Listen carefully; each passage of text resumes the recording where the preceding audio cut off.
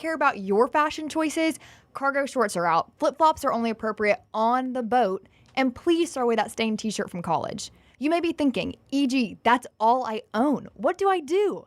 Here's what you do. Go to nextround.store and fill your cart with a wardrobe that is approved by me. Stock up on logo t-shirts, hoodies for football season, and hats for every day of the week. Trust me on this one and head over to nextround.store to get stocked up for this season.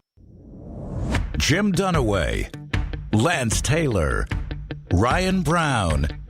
Live from the Birmingham Racecourse Casino Studios, The Next Round, presented by Bud Light, is on. Jim Dunaway, Lance Taylor, Ryan Brown.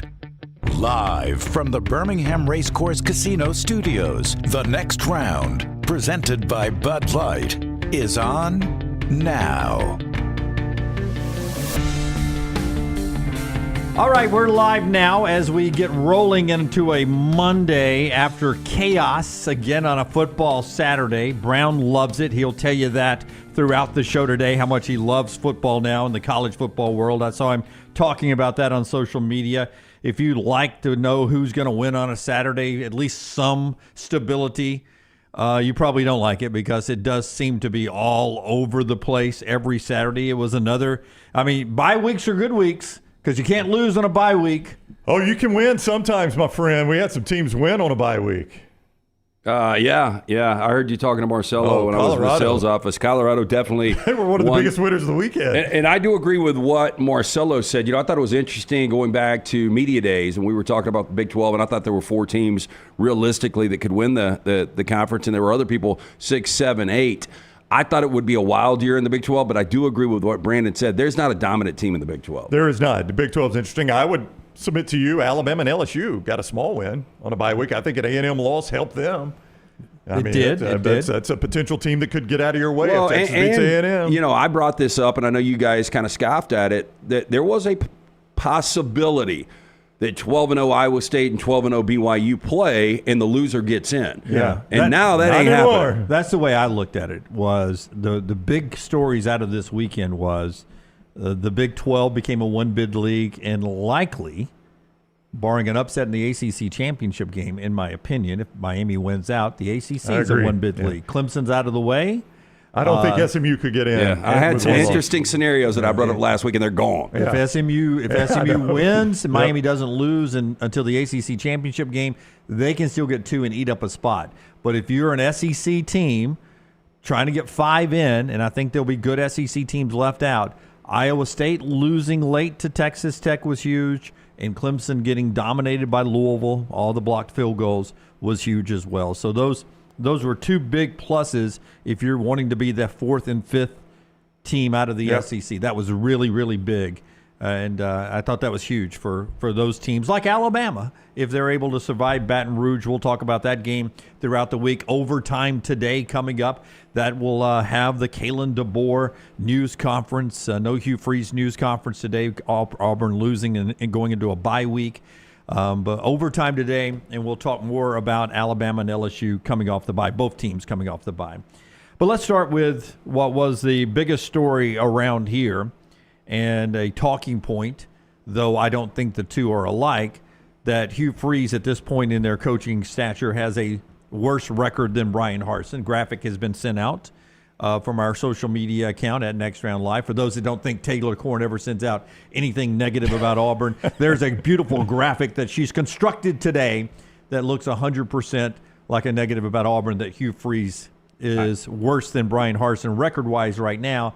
I don't think it's apples to apples because of what he's doing recruiting. Brian Harsin way down in recruiting. Hugh Freeze way up in recruiting. I'd rather have his 9-13 than Brian Harsin's 9-12. Well, look, you can debate any side of an argument, and I have been the I usually do. biggest proponent of Hugh Freeze probably on the panel since he was hired. Correct. And there really doesn't look to be anything different between him and Harsin on the field. Now, you are correct in the recruiting, but my concern is when you start to look at this and Cam Coleman has one grab, and Perry Thompson has one grab. Oh. If I am Kalen DeBoer, if I'm Brian Kelly, I am making sure behind the scenes those guys are known. Hey, look, more so Kalen DeBoer, our program's not where it needs to be, but we have a better chance still of winning a national championship this year than you guys have of going to a bowl game. And look, I know our offense is struggling, but we're still scoring 35 points per game. Wait. Are you tampering right now with the Auburn roster? Everybody's tampering. If I'm a coach, I am. Absolutely. No, I meant, are you Lance Taylor tampering with the Auburn roster right now? No, I am not. But look, I will say these guys are probably vulnerable, though, right? Oh, they'd have to be. Losing, Why not? It's one thing if you're losing and you got 11 grabs, 150 yards, and a couple of touchdowns, and your social media is blowing up. But when you have one grab for 9 yards and you're as talented as Cam Coleman, because it's hurting your.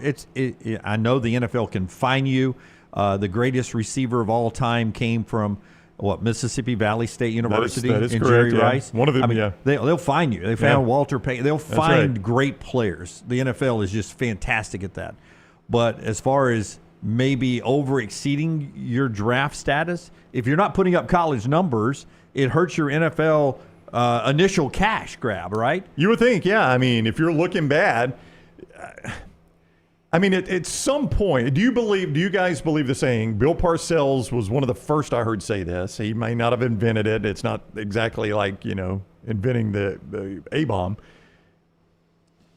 Do you believe in the saying, you are what your record says you are? for the most part, yes.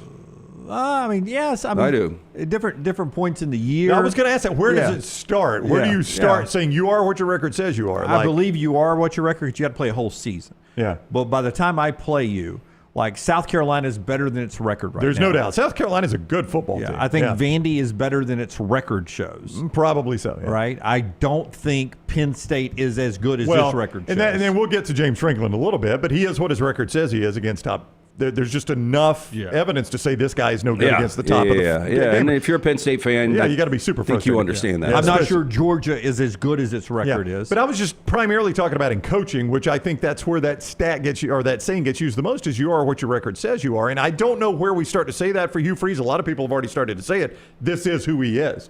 Like, you guys are talking about recruiting, and everybody's like, recruiting is nice, but at some point you've got to win football games. And then there's things like Lance said, where you can't find a way to get receivers more involved.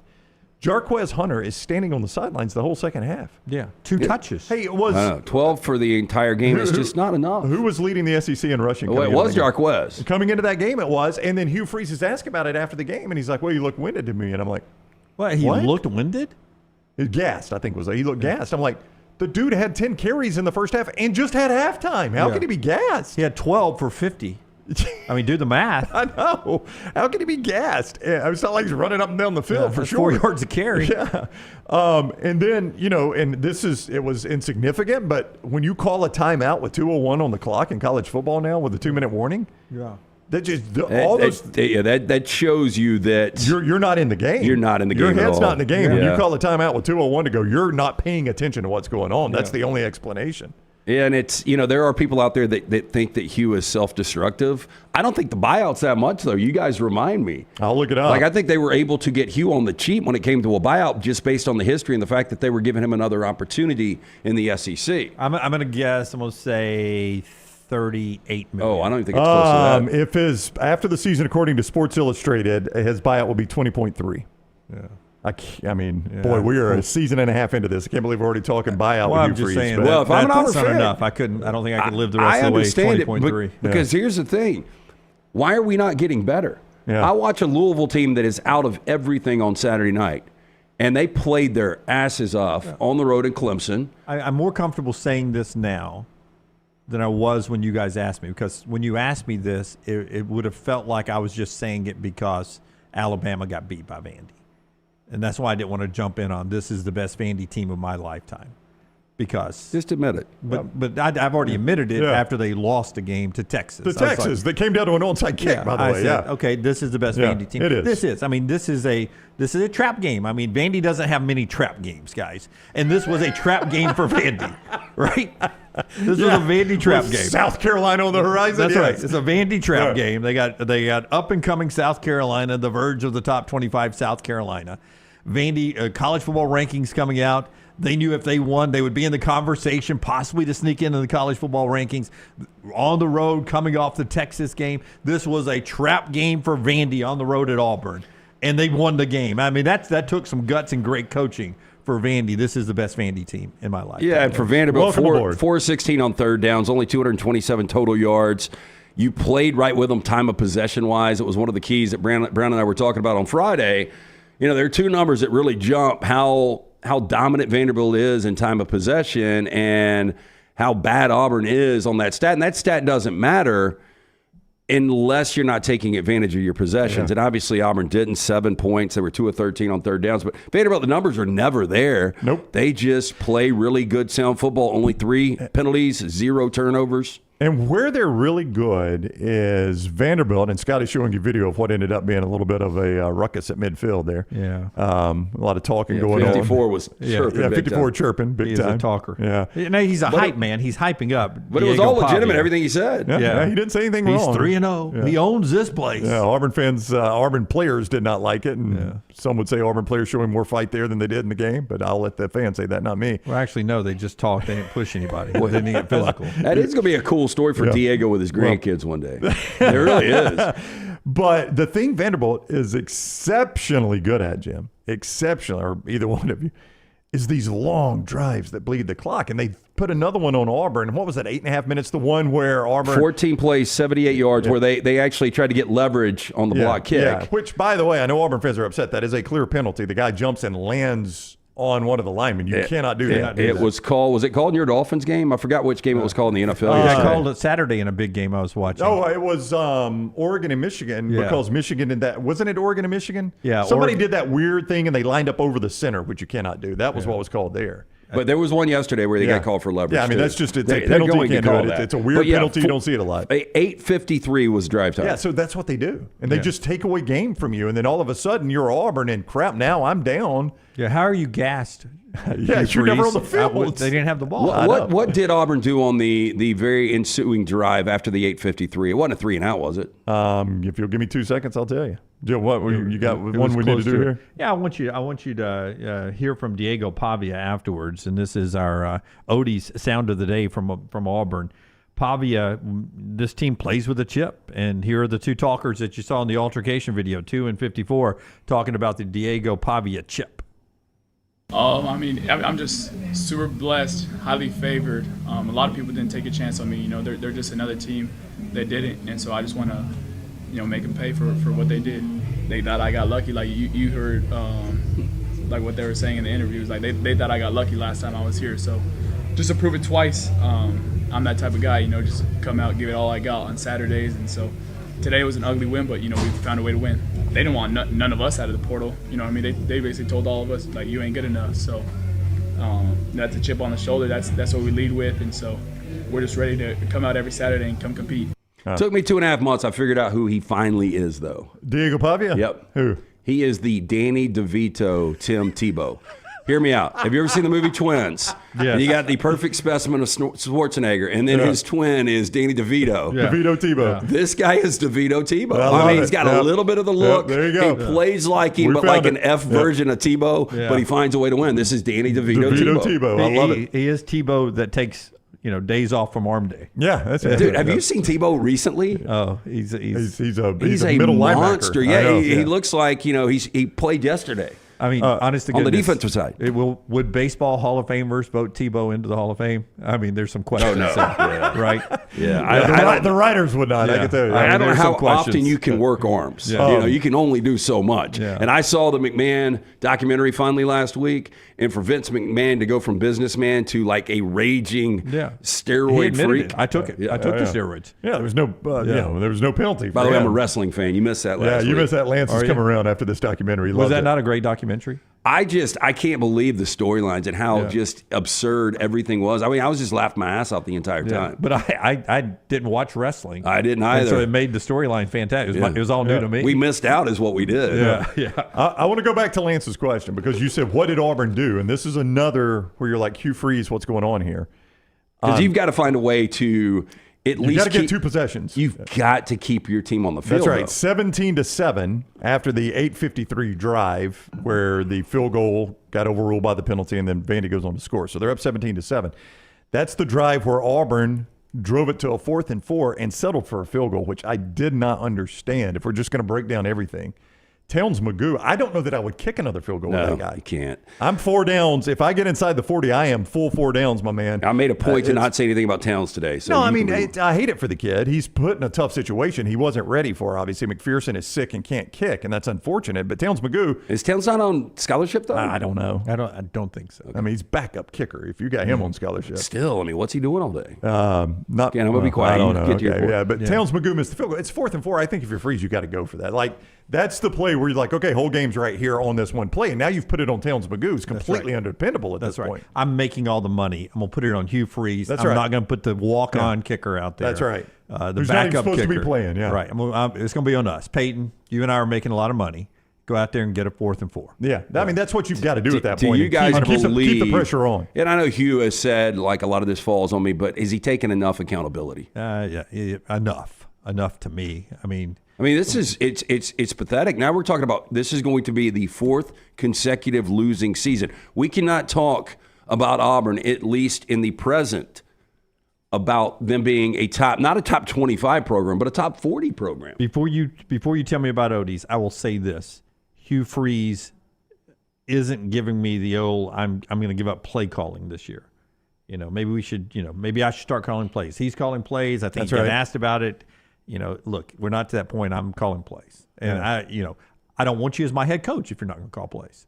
The only reason you're my head coach is I want you to call plays. The same way with Gus Malzahn. I never right. understood that. It drove didn't me either. batty I for know. years. I know. I don't want you as my head coach if you're not calling plays. I don't want Sarkisian as my head coach if he's not That is calling correct. plays. That's what I don't Lane want Kiffin. Lane Kiffin That's as right. my That's the head whole reason coach. I heard you. He may not be calling the plays, but he's got to be in the play calling. Josh Heupel, same way. Those guys that got to call plays. That's the only reason you're my damn head coach. Well, look, and I don't give them a pass. Like, if you are in that capacity and you want to delegate and it doesn't work out, it's on you 100%. And another thing I would say, DJ Durkin and that defense, they did enough to win that game 9 times out of 10. When you're playing at home, you limit Vanderbilt to 17 points. Yeah, you should Hugh win. Freeze with, I don't care if it's freshmen or not, we're seeing freshmen around the country make an impact. You have got to be able to find a way offensively to manufacture more than 17 points. Yeah. By the way, which play was it? I forget what big play it was down the goal line, but the refs missed an obvious penalty that the Vandy receiver, shoved a guy out of pulled the Auburn guy out of the way to get open for a big pass down on the near side. Durkin and Hugh. Oh, yeah, they went crazy about that, yeah. I mean, Yeah. that was a horribly no call. Yeah. I mean, receivers can make interference as They well. can. You don't get a call to line. Yeah, but when you basically throw a guy off of you to get open, that's got to be called. Got to be called. Real quickly, tell us about Odie. He's got to get a couple of these. Yeah, I was real just going quick. to say real quick, Hugh doesn't really have any excuses at all. It's his No, he quarterback. doesn't. I don't know what he's going to say. Odie's Tavern, 2 locations, the original in Crestline, the newest location in Edgewood. Stop in, lunch or dinner. Enjoy that patio. This fall weather is going to get here sooner than later. Actually felt good. Watched second half of the Rams game outside last night, so you can sit outside, enjoy great food from Rodney Davis for lunch or dinner. Ice cold beer buckets full of the Bud Light. 2 locations. Get in, see Will Avery and that great staff. It's Odie's Tavern. All right, tonight you got Monday Night Football. In case you can't tell, Dunaway's team is playing. He groans. They are at Kansas City. Nobody cares about my vacation. Killed it in the sports book this weekend. That's how chaotic this weekend was. I won in the sports book, and I didn't tell Lance. Tonight is is Chiefs all night. Yeah, all night. I didn't tell Lance, but Dunaway texted me on something, and then he was like, "Hey, by the way, I'm at the sports book right now," and he gave me 3 games that he needed to hit to pay for his whole trip, and it was all 3 games you were on in the night slate. I didn't tell you. Wow. But you hit them all. You hit every one of them. Yeah, hit them all. It was South Carolina, SMU, and Louisville, right? Those are the 3 Jim was on, and those are the 3 you hit in the night slate. But I knew what Lance's By the plays way, were. that's a good parlay. Well, Indeed it was right there. I'll tell Mike you, looking at it AG. ended up being another great Saturday, 6-3. Yeah. But Dan Lanning, and look, I know you're one of those. Stop them. Yeah, it's Michigan's fault. I don't know why you got so pissed at Dan Lanning. It's Michigan's fault. Get pissed at Michigan. Michigan didn't take timeouts. Like, if you're not going to take a timeout, Stop they're it. not trying to shorten the game or lengthen the game, I should say. You don't try to score if your opponent's not taking the timeout. Yeah, what are you talking about, Oregon? Yeah. Okay, that was a win for me. And by the way, and first of all, the first touchdown, it was Holden Stewart. I've got the Lanning story. He Do you want it? completely, you can give that to me, but they completely drop it and Yeah, they don't I review couldn't believe it. they didn't review that. And I was like, Yeah. you've got it. So at that point, I knew it's going to be a long day. It's going to be really difficult for Michigan to be able to cover this game. But for Lanning to not take the knee there when Michigan's not taking the timeout, was bad. There was a stoppage, a timeout. I don't know who called it, and they go to the sideline. Or maybe Oregon let it run down to 0 and called the timeout. Okay. So they go over to the sideline, and I think $1:11 to go. You see Lanning ask the group something, and they all, it's a running joke with the team, they go gladiator, and they all do this, right? And they all did this, which means do you want to kneel down, let him live, kneel down, or kill him? And they all the players went like this. And they ran it into the end zone. Well, they didn't pass it. They ran 2 off tackle. Still, they would have taken the timeout. That's on Wink Martindale. Hey, I can't wait. And I said this, and I didn't notice that. That seems so Dan Lanning-like. And if he's your guy, you love it. Yep. But Dan Lanning, if he ever wins a championship, he is going to be the most hated coach in all of college football. Oh, some key games at mybookie.ag aside from Dunaway's team getting drilled tonight. Kansas City, a 9-point favorite. Georgia, a slim 2.5-point favorite at Ole Miss. Give me what I want, Brownie. LT makes fun of me. Give me the not about my stomach. Give me the betting lines for basketball. There's way too many of them. Way too many of them. Too many of those. I'll get you those in the next MyBookie read. I'm going to dig through those. Alabama -3 at LSU. By the way, weather. There's a tropical storm coming in the Gulf, and it is headed for Louisiana, according to the initial track. That thing opened at 1.5, and I told everybody the last week or last 2 weeks it would be Bama 1.5, and it's gone to 3, and people thought I was crazy. Bama's going to be favored. Now Bama is a 3-point favorite on the road. Will it go higher than that, you think? No. Okay. No. So Bama favored 3. All those games at mybookie.ag. I'll dig through some of this basketball for you a little bit later on. I mean, just give me number 1 seed according to Jerry Palm overall in the nation. Alabama opening up at home against Asheville. That's an 8 o'clock game, right? UNC Asheville tonight. SEC favorites. Good Lord, there's a lot of games tonight in basketball. How did you get through all these, Lance? So I haven't yet. I started looking at them last night, but a college basketball Saturday, I think I've told you guys, it takes me 2.5 hours just to go through the game. Alabama's 26.5 in this game. UNC Asheville. Yeah. I mean, I want UAB opens up tonight against Vermont. I won't bug you for that one. Bartow Arena, 6:30. Alabama doesn't tip until 8. Yeah, UAB 6.5-point favorite. Much better game. That's who Auburn plays on Wednesday. Yeah, mybookie.ag for all those games. Bet anything, anytime, anywhere with mybookie.ag. And you use code NEXTROUND when you sign on right there. You make your initial deposit. They double that deposit just for you by using code NEXTROUND. Next round at mybookie.ag. And as LT tells us about Hydra Live, I'll need one because Little T and I will be in Coleman tonight. 8 o'clock tip for that. So we'll have all your coverage on social media at Next Round Live, for you basketball fans out there. Hydra Live, the perfect thing when you come back from a big weekend. Daniel Jones, our quarterback, will be in studio tomorrow with bags, B12 shots, whatever you want. You guys just let me know. So from the B12 injections, IV therapy, compression therapy, cryotherapy, now weight loss therapy, all under one roof. Very important when you get into one of these locations, or if you're booking your appointment online at hydrolifetherapy.com, mention the next round, 20% off all of the great services. 2 locations in Birmingham, Homewood, Highway 119 in Greystone, also a Tuscaloosa location. Ask about memberships. Basically, recoup that membership fee. First visit with a free IV each and every month. You can book online. Walk-ins welcome, hydrolifetherapy.com. By the way, Tyler Booker with us next segment off the bye week talking about LSU. We'll get to that also.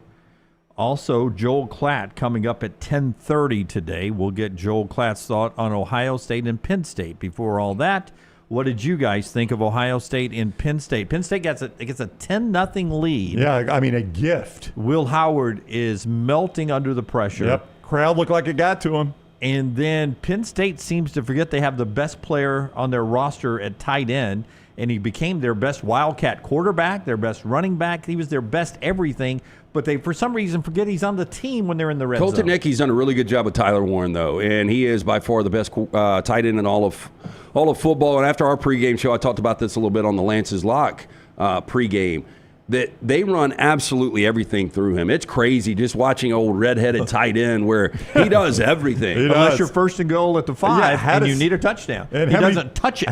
That blew me away. Like, you even bring a lineman out and line him up off the line, bring him in motion to block. That's as creative as you got. You got your best player on the field does not touch it in 4 downs. I think twice they run him out of the Wildcat.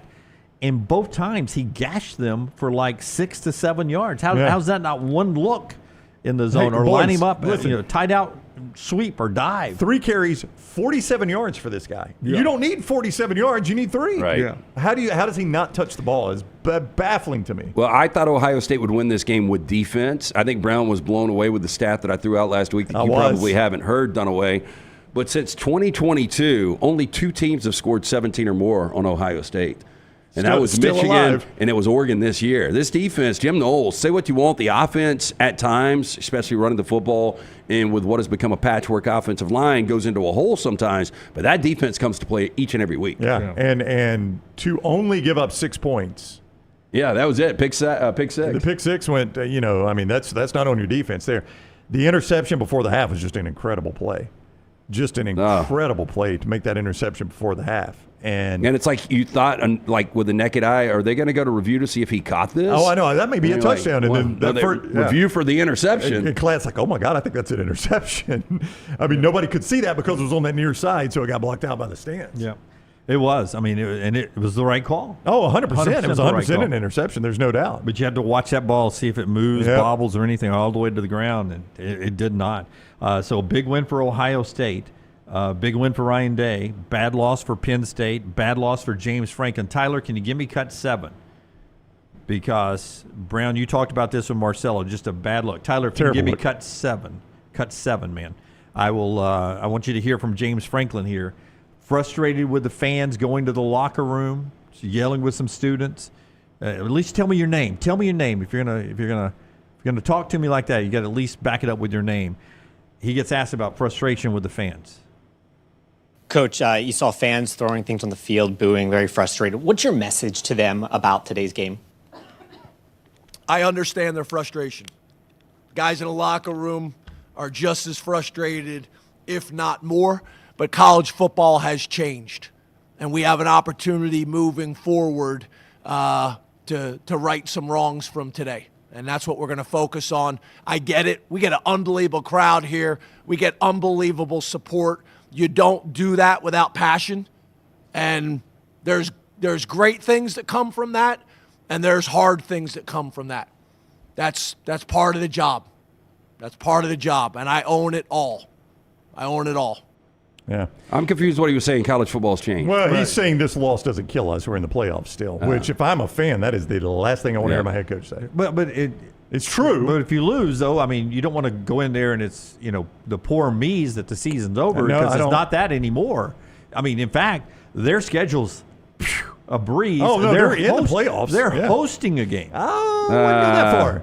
I've got a scenario where they're not. Yeah, if they don't lose again? Yes. Well, they still have a tricky game later. Minnesota next. Minnesota. Yeah. Who beat Illinois. I think they've got Washington next, and then Minnesota. Washington's pretty tricky too, but they should beat them all. No, here, you want me to give you the way they don't host? Because that's what's on.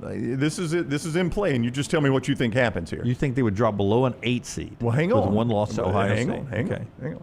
Ohio State and Oregon rematch in the Big Ten, and Ohio State wins. So now I've got one loss Oregon, one loss Ohio State. If Indiana only loses to Ohio State, they are now one loss. Okay. And I've got Penn State at one. That's 4 one-loss Big Ten teams. Yeah. Okay. Yeah, but I think the Big Ten's going to get 4 in. No. This is not about getting in. This is about hosting. Yeah. They'd have to be in the top 8 seeds, and I don't know that that's a lock right there because you got to think about it. In that scenario, Ohio State's the top 4. Notre Dame is still in the. I mean, you got a lot of teams that are going to be 5 to 8 right there. I'm not sure Penn State gets to host now. Yeah, that's a great point. I mean, Yeah. you probably won't have a bye and 3 hosting Big Ten teams because you got to factor in the SEC, the best conference, deepest conference in college football. Our friends at New Life, they celebrate the SEC.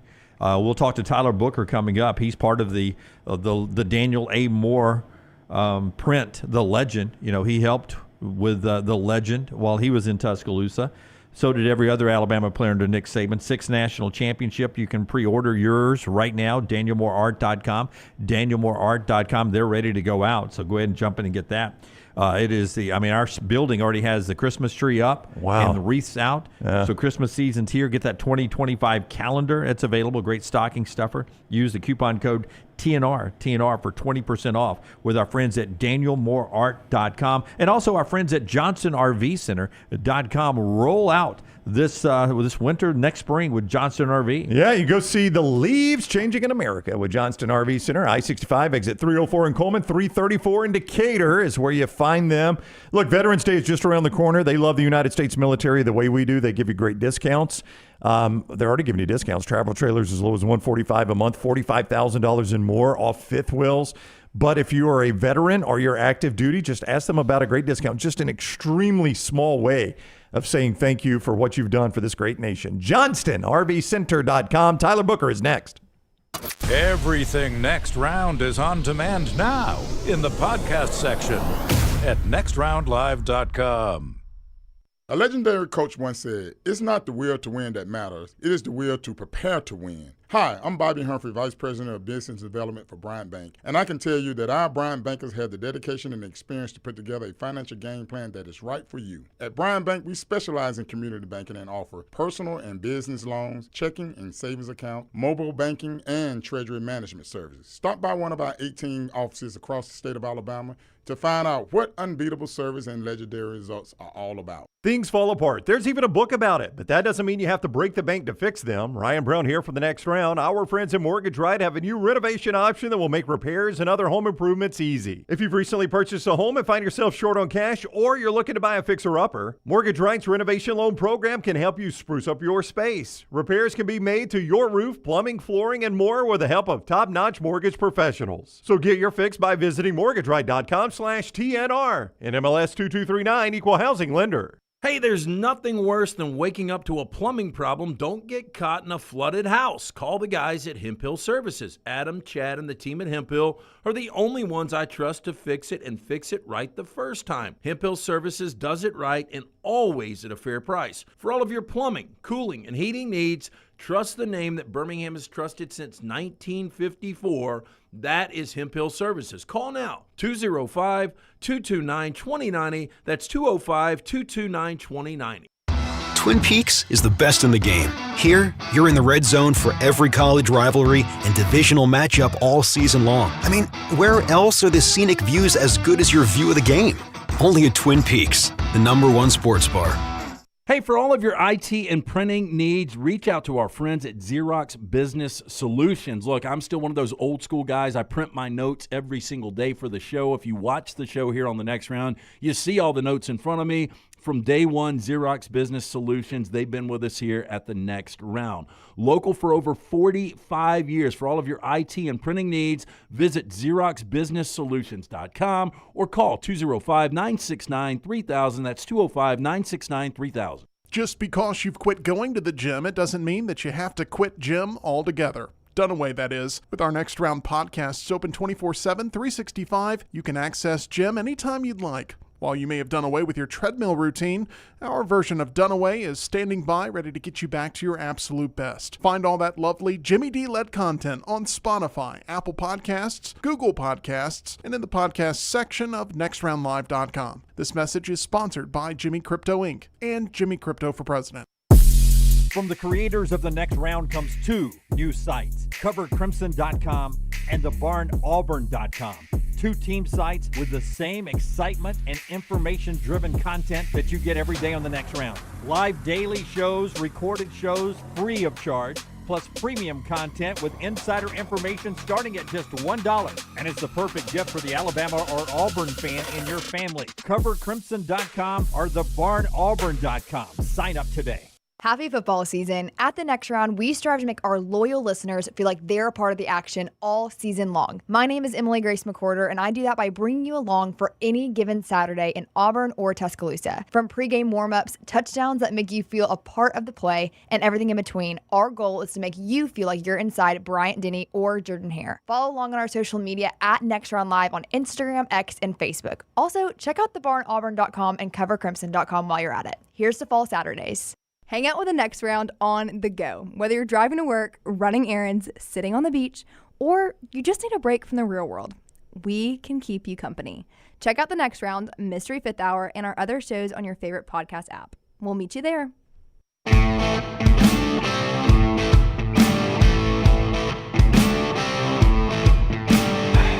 The SEC ABC slate this week.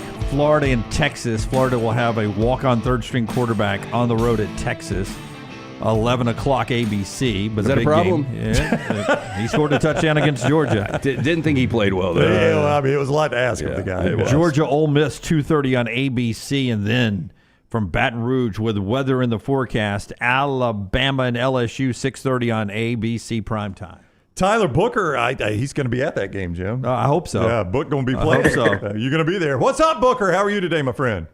I'm great. How are you guys doing? Doing awesome. Tyler is with us on the JohnstonRVCenter.com hotline. And as a reminder, you can get all things Alabama at covercrimson.com. Join for $1 for the first month at covercrimson.com. A lot of great original shows there on the Cover Crimson YouTube channel and the message board there at covercrimson.com. How was the bye week?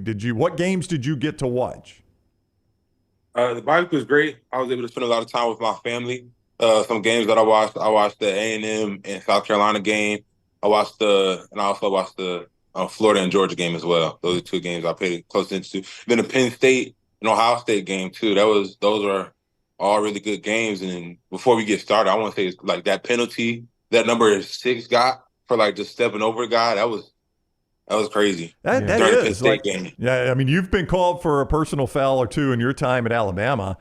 I mean, the kid had to get up. There was really he was talking to him, and then he. I don't want to get too details of what he was trying to do, but we all know what you're trying to do, yes, Tyler. Yeah, thank God I play in the SEC because I've gotten away with a lot worse.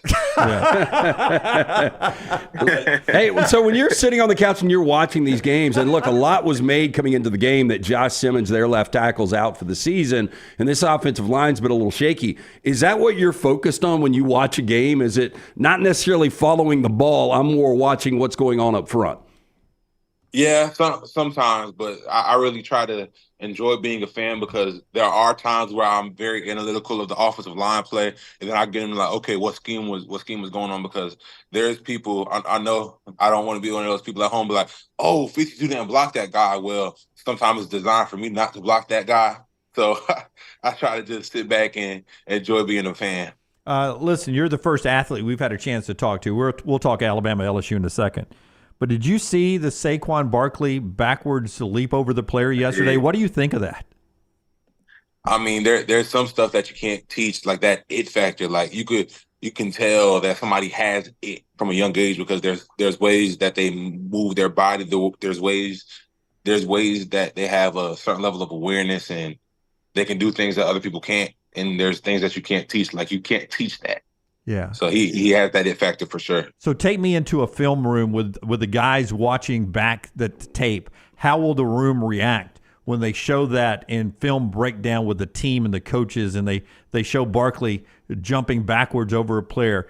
Barkley and his teammates will react how? What will it be like in that film room? There'll be a lot of excitement, and guys already probably have that play star, so they know what's coming up when it's going to be up in the film room. So everybody's already talking about it before coach his play. Do you jump out of the chairs? Do people get up out of their chairs at that point? Nah, not for a play like that because they probably already seen it 100 other times on the Jumbotron and on social media too. So okay. What is the best reaction in a positive way? The best reaction you can remember for a play in film study at Alabama in your time at Alabama? Definitely 4th and 31. I would imagine. Did Nick Saban, did Coach Saban have any corrections on that play? He was like, okay, I know he scored, but no. So that wasn't during Good, Bad, and Ugly. Okay. Yeah, we didn't watch that. But as an offensive line, we just looked at it and we were just like, man, like, hey, any given play, you can never give up because you never know what can happen. Well, you only had to block 2 people as an offensive line. Yeah, that's something else we talked about too. How they only rushed 2 people, so we had a front row seat. Yeah, see one of the greatest plays ever. Yes, you did. Hey, so I'm sure you've watched some of this LSU and Texas A&M film, and it really was a tale of two halves. It looked like LSU was having their way with them in the first half. Second half, LSU's defense looked completely lost. I mean, as a guy that analytically you really can break this thing down, what was the biggest difference from, I mean, I know Marcel Reed coming in the game, but LSU's defense from half 1 to half 2 against Texas A&M? So what we really do a lot here, we watch a lot of cut-ups. So a lot of the plays aren't going to be sequenced. So we watch plays based on what our formation is, what their formation is. So I haven't sat down and watched the game through to get a good feel of the game. But so I really can't comment on that. But I bet that Texas A&M probably just made adjustments, and that's what elite teams have to do in halftime in order to win games. Everybody makes adjustments during halftime. So okay, that's my answer to that. When you look at LSU's defense on tape, what do you see? They have a lot. They have a lot of playmakers. They're well coached. They play hard. Everybody plays for one another, and you just have to make sure that we do our job when we execute. They're good. They're a really good defense. How are they at linebacker and on the edge? Is there a team you've played so far that they compare to?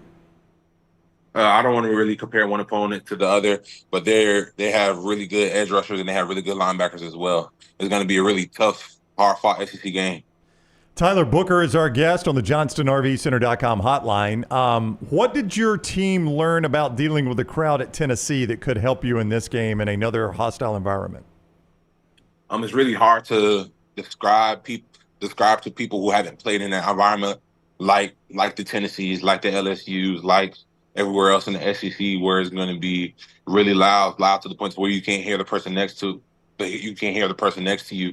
And now that everybody has been through it now, we feel comfortable of knowing what we have to do in order to combat that, and what else we have to do in order to have a better outcome than the last time we played in a hostile environment. Your former head coach, who's now an analyst for College Game Day, was talking about this earlier this season, and he was talking about when teams have to go silent on the road and guys like yourself as the guard have to tap the center for the snap. It is such a huge advantage for the defensive line. How do you overcome that? I mean, how do you first of all, do you feel that way? I mean, that's what Nick Saban said, but it may not be what Tyler Booker feels.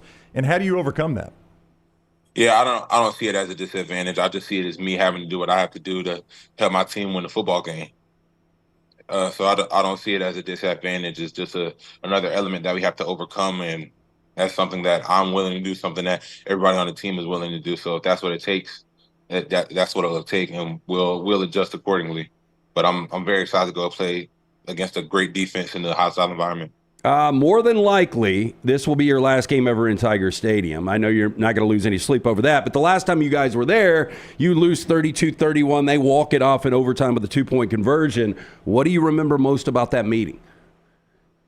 I didn't play a lot during that game. I was a freshman that year, so I just remember how crazy the crowd got, and I remember how one play, I forget which play it was, but there was a play. There was a play on the first drive. It might have been an interception, and the crowd was dead silent on that drive because we were driving the ball down the field really well. Then that one play happened, and then you couldn't calm them down after that.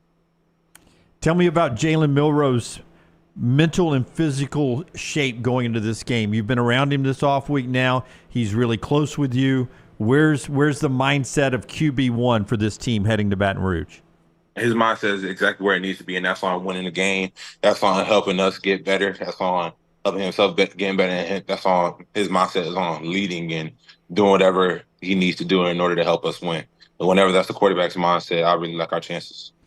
There's a tropical storm in the Gulf, and I know you guys probably haven't talked about that. I'm trying to remember in your time at Alabama, you haven't really played in like a sloppy deluge, have you? South Florida was pretty bad. Yeah, South Florida. There was a weather delay. I forgot about that. But weren't you injured? Yeah. You were injured in that game, weren't you? Yeah, I didn't play South Florida. I was just on the sideline again. So, but I haven't really played in a real dirty, muddy game. So if that's the circumstances this weekend, I'll be excited to play in it. Oh, that's an offensive lineman's game. I mean, a dirty, muddy game. That's an offensive lineman's dream, isn't it? You get to wear all white, too. Yeah, get that crisp white Alabama road uniform filthy. You would love that. Oh, yeah. They'll have the white jerseys. Right. I forgot about that. Hey, LSU throws everything out of whack. They do, yeah. I like that. I like your road uniform, man. I wish you guys were wearing that if it was going to be a muddy game. Same here, but it's out of our hands. That's right. All right, he is Tyler Booker, the Alabama offensive lineman, with us each week on the JohnstonRVCenter.com hotline. Book, thank you very much. Good luck against LSU. We'll see you next Monday. Thanks. See y'all then. Have a good one. All right, buddy. You too. Take care. Tyler Booker with us. And don't forget, you can get all your Alabama action at covercrimson.com. Covercrimson.com. Great original YouTube and video programming there on the YouTube, Cover Crimson YouTube channel, and also the message board at covercrimson.com. All right, as we roll in to the holiday season, the Pants Store is there for you. anywhere in America, pantstore.com. Locations, the original in Leeds, others around the Birmingham metro area, also in the beautiful city of Huntsville, Alabama, and on campus or near campus in Tuscaloosa and Auburn, pantstore.com, your game day headquarters. Bama and Auburn polos, hats, and quarter zips under the tree, or for the November games to remember. From Gentile, Antigua, Cutter Buck, Horn Legend, all those great name brands, all the dresses, all the fall wear with free alteration and free gift wrapping. All right now at the Pants Store. Nothing says Roll Tide and War Eagle like the Pants Store, pantstore.com. And our friends at Michelson Laser Vision. Yeah, 205-969-8100, the number that I called more than 2 decades ago.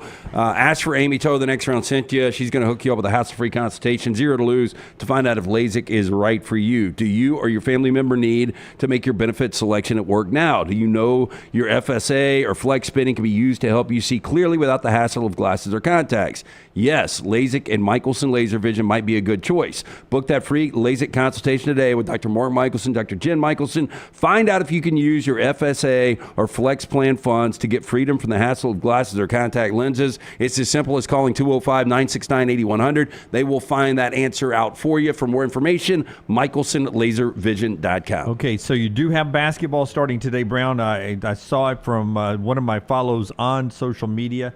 All divisions of NCAA basketball, 356 games. That's today. a lot. That's a lot to dig through when you're asking me for specific games. Yeah, 8 o'clock in Tuscaloosa, UNC Asheville, and number 2 Alabama, Latrell Wrightsell, Grant Nelson, Aiden Sherrill, 3 guys, 3 of the 4 that we did not see in the 2 exhibition games that we broadcast, expected to play, all coming off the bench, according to Jeff Goodman. That they'll be coming off the bench, not in the starting rotation. Yeah, time restrictions. So it's not to say that they won't be starters moving forward. I just think they've got to get, up to game speed. Biggest one in the country today, number 8, Baylor and Gonzaga, 10:30 on ESPN2 if you want to watch that after Monday Night Football. In the SEC, Texas and Ohio State play in Vegas. Texas A&M's on the road at UCF. Missouri plays at Memphis. Missouri hasn't won a game in 2024. They haven't won since December of 2023. Whole new look roster on the road to Memphis, the team we saw in Huntsville on our broadcast. In Florida, sneaky team in the SEC. They get South Florida today in Jacksonville. Vermont and UAB, 6:30 at Bartow. Samford starts off the season with Mississippi College at the Hanna Center on campus. That's your basketball. Play all the games at mybookie.ag, mybookie.ag, promo code next round. All right, back to football.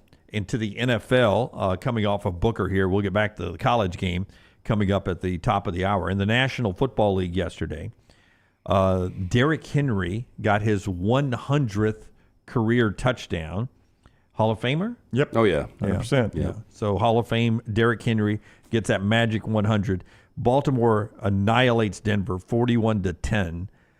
Does the number 158.3 mean anything? Yeah, it does. Yeah, First time that number ever resonated for me was with Kurt Warner early on in 1999. He put that up against, I think, maybe San Francisco in week 2 or 3 of that season. And I had really never heard about the perfect quarterback rating. You don't get it a lot in the NFL. You get it maybe once a year. But yeah, you had it yesterday. 158.3 makes no sense why it's that and not 100 the way the college game does it. I don't know why we came up with that system where 158.3 is the number to aim for. Well, why is pi 3.14? I know. Exactly. Let's make it a nice round number to aim for. Well, 158.3, Lamar Jackson becomes the first, since they've been keeping up with the QBR, the first player to go 4 times with the perfect 158.3. That's pretty impressive. He did it again yesterday. Yeah. He was tied with Ben Roethlisberger, who had done it 3 other times as well. So, and I want to say this. I did have Baltimore yesterday minus the 9. That Denver defense is really good. It didn't look it because Baltimore is so dominant when everything's coming together. Obviously, they were coming off that loss to Cleveland. It was like they let everything out against Denver. I mean, right now, it's almost like the NFL is more predictable than college football. Just bear with me a little bit. To me, Baltimore looks like the best team in the AFC. I know Buffalo, and watching Josh Allen against your team yesterday, they're really good. Kansas City's defense is really, really good, and you got Pat Mahomes there. But Baltimore seems to be the best of the AFC. Detroit seems to be the best of the NFC. If one of those two teams doesn't get to a Super Bowl, I would be, not both, but I would be surprised if at least one of the two doesn't get there. Baltimore was coming off a loss to Cleveland, so it was hard last week to say this about them, but when you saw them against Denver, they were absolutely dominant. Yeah, they had lost two, had a long win streak, then lost to Cleveland. Now they win. Messy conditions for Detroit yesterday, but that game, they were never out of control of that game. Detroit's now 7-1. They beat Green Bay 24-14 for those that don't know. He gets away with going for it on fourth down because they got Dan Campbell. Yeah, the personnel is crazy. Like first possession, it's 4th and goal from the 5. They're going for it. Hard count draws them offside, so half the distance, and then Amon-Ra St. Brown with one of the best celebrations you'll ever see, standing straight on his head. Crazy. Like they didn't even go back to it. It's from a college player from the Incarnate day before, Word, right? Yeah, I saw that, but he did it. And Fox just cuts away and they go to commercial without ever showing it. So I had to rewind it to take a picture of it. But that was pretty amazing. But it seems like everything Dan Campbell does right now is working out. This team believes, and look, they were 30 minutes short in an NFC Championship game last year. They are by far the best team in the NFC. Couldn't believe Brian Branch got thrown out. I mean, you never see that in the NFL. I can't believe Puka got thrown out. Well, he threw a punch. I mean, is this really a punch? I don't know. And they didn't go back and they didn't show it. Yeah. I think that guy had Puka under his receptions. That's a winner. Detroit 7-1, but Jared Goff, back to the QBR. This is from The Athletic, 140.1 QBR over the last 6 games. That's the best in NFL history over a 6-game span of a QBR of 140.1. Playing pretty good football. They only asked him to throw it 22 times yesterday because Montgomery and Gibbs were running so well. But 22 passes, 18 of 22, and the best QBR over the last 6 games from Goff and the Detroit Lions. I said it last week, Dunaway. I think Jared Goff is going to win the MVP. There's 6-7 guys in the conversation right now. Atlanta beat Dallas. Philadelphia with a great Saquon Barkley. LT's Rams in overtime over Seattle after the Puka ejection. Demarcus Robinson with the game-winning catch there. Browns Dolphins lose on a 61-yard field goal from Tyler Bass. God, they couldn't even hit extra points. We were texting, and I said, look, I definitely think the right decision is to take this thing to overtime because of how shaky Tyler Bass has been this year. And he bombs a 61-yarder. Never left the center of the goalpost either. It was really good. And did you see his celebration? I didn't, Jim. His celebration, he turned to the camera and went, "Take me to the river." Because he's a bass. He's that bass. I do think there is somewhat, and it might be too late just based on record, but you've got to be encouraged with Miami's offense right now. No, I mean, they're playing very well. Tua, since he came back, it's been spectacular. He's only thrown 13 incompletions, hasn't thrown an interception. They just don't have the defense. And I don't want to play you guys. We got so next Monday night. I know it's me versus Dolphins you in SoFi. But the problem is the Rams. The way they're winning right now is their defensive line is incredible. I mean, and they're all first or second year guys, the 4 main guys. But the problem is Tua gets rid of it so quickly. Oh, I know. The defensive line gets neutralized by that. Yeah. Carolina beat the Saints. They have fired Dennis Allen today. I mean, you could see this one coming. Saints fans were done with this guy. It's crazy how good he started the season. I mean, they were the talk through week 2. 7 losses in a row. Yeah, and I mean, 7 games later, Lance, the guy that was the talk in week 2 is getting canned. I mean, that was a quick turn. And I remember after they were 2-0 and they, dominated. It was both Carolina and the Dallas Cowboys. I don't know if it was Orlovsky, but different people were like, "This is not like a joke. This is not a fluke." Yeah. Well, apparently it was. Yeah. By the way, another stat from The Athletic. I gave you the Lamar Jackson 158.3. I gave you the 6-game 140.1 QBR. Those 2 records. Derek Carr becomes the first NFL player to lose to all 31 other franchises In the history of the NFL? Yeah. Wow, that's pretty impressive. That's He's the first one to, he hasn't lost to all of them. He's lost to 31 franchises. There's 32, right? I bet he has not lost to the Raiders yet. Yeah, because he played so long for them? Yeah. Yeah, that's what I'm guessing. That would probably be the one. Yeah. So, but nobody's lost to 31 franchises. Yeah, so he set the record, and only he can break it. Only he can break it right now. Yeah. He can tie it. Wow. Forever tie it. Well, I don't know. We'll get more expansion probably down the road. Just thought that was, he's played a long time. You got to play a long time to lose to everybody. All right, that's the NFL yesterday. Monday Night Football coming up later tonight, but you don't want to hear about that. CPAP bringing you part of the show. Tell us about our friends at CPAP. Yeah, our friend CPAP Plus. If you're looking for the best CPAP gear with personal service you can trust, Google CPAP Plus or just visit one of those 3 convenient locations, Pelham, Highway 280, Trustful. For the next round viewer and listener, $20 credit towards purchase of a new mask system, a CPAP cleaner, even a travel CPAP machine. All you got to do is mention the next round to the O'Neill brothers when you get into one of those 2 locations. Stop by CPAP Plus. You're going to find the best service and equipment all in stock, ready for you with hundreds of 5-star Google reviews. Trust CPAP Plus for all of your CPAP needs. CPAP Plus, where every night matters. All right. Indiana wins again. Tyler, if you can give me cut 10, I want you to hear Kirk Signetti, Coach Sig here. You finally agreed on Vanderbilt. Are you going to agree Indiana is a legitimate contender? They are a contender for the playoffs? Yes. Yes. Oh, absolutely. They are one of the, how about this? They're one of the 12 best teams in college football. I'm not ready to give you that yet. I'm going to let Signetti talk here. Well lit, by the way. This looks look like at this. AI generated. Can you just punch it up before you do it? What do we got here? That doesn't even look real. Looks like a mob movie. Yeah. Looks like he's about to say, we had to put the hit out on Jimmy. Nobody wanted to do it. It looks like a Daniel A. Moore painting, the press conference. Before you hear from Sig, I will just say that I believe this to be true, that they have yet to beat a team. They've won them all. They've yet to beat a team that has received 1 vote. Nope, you're right. In the AP top 25 I got a stat poll. for you. I got a stat for you. And I get that, but again, they're beating these teams like they should. And that's right. When it's 10-0, I'm trying to find it, and I forgot it was on Peacock, and I wasn't going to mess with the whole. I just let it go, and then before you could blink, it was over. I mean, to go on a 47-0 run on the road, I don't care who you're playing, to win that game by 37. And that's it. Team is annihilating people. No matter who you play, they're beating them like they should beat teams. Like Oregon's number 1 in the country. They barely beat Idaho. They, a tough game with Boise State, who's a legit team. But Indiana, no matter who they're playing, they're beating their version of Idaho like a drum. Now, keep in mind, we're about to get the conference football, the conference playoff rating, the college football playoff ratings, excuse me. Yeah, Tuesday night. So we'll quit talking about AP and coaches poll after that. None of that matters. But right now, all we got is the AP poll. Chris Felica of Fox says, and he's right about this, it looks like one of these 2 things will happen for Indiana. Either they're 12-0 with a win over Ohio State, or they're 11-1 with 0 wins over a team even receiving a vote in the AP poll. Yeah. So they've either got the Ohio State win to hang their hat on and 12-0 and playing for a conference championship, or they're 11-1 and they don't have a win over a team that's even getting a vote. And it won't matter because they're in one of the 4 conference. best teams in the Big Ten. That's they're in right. the right conference. Yeah. Well, look, they don't need to get beat by 41, but I think based on their system and what they've got personnel-wise, I don't think they can get beaten like that. Here's Kurt Signetti on another win. They're 9-0. Coach, obviously 9-0 is history. First time IU started 9-0. What do you feel the story should be at this point about what your players have accomplished? That's for you guys to determine. You have a job, I have a job, right? And my job is to make them the best they can be. And, we'll fly home and they'll get to enjoy it, right? And tomorrow we'll be in the staff. I'll be in early in the morning and we'll start the process all over again. And when it's all said and done, then, you guys can put your wrap on it, and I'll have some time to reflect, which I haven't had a lot of time to do.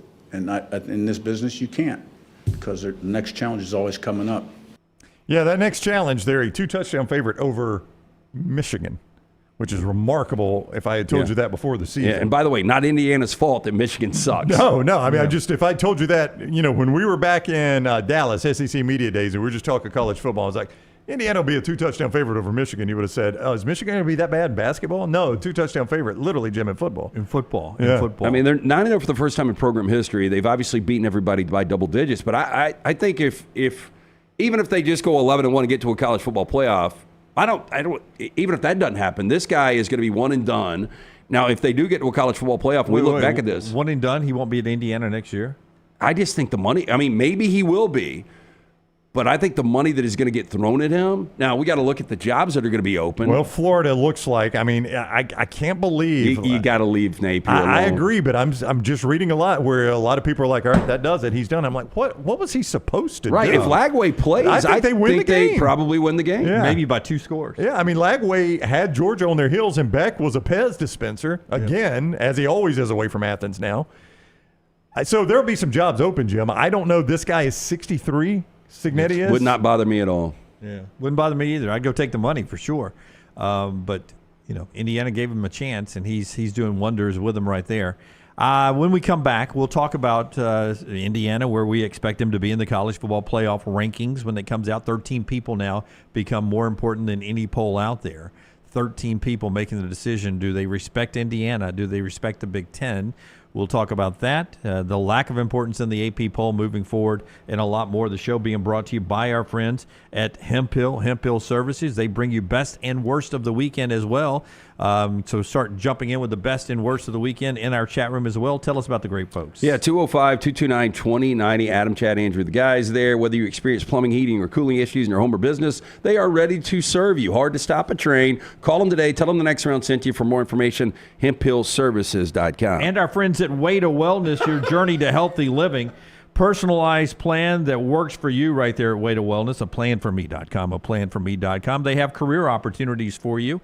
Also, medical weight loss supervision, where you can take the injections that are so popular, different varieties there. Leslie and her board-certified team can coach you up right there with a free consultation and evaluation. You can go to aplanforme.com and check out the medical weight loss, the meal replacements, with no contracts, no sign-up fees. And again, that first consultation is free.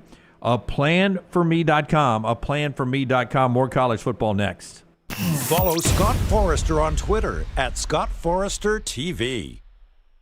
Bryant Bank, member FDIC, equal housing lender. Hey, let me tell you about our friends at Urology Centers of Alabama. Compassionate and comprehensive urological care with 35 physicians, 17 locations across Alabama. Their patient-centered approach to all of your urological needs. Remember, they've got that new men's health center. It is beautiful, helping men with a wide range of sensitive male issues in a comfortable environment. You can always go online, visit urologycentersalabama.com, schedule an appointment with one of their many urologists today. Hey, you. It's the holidays. Give cheer a lift.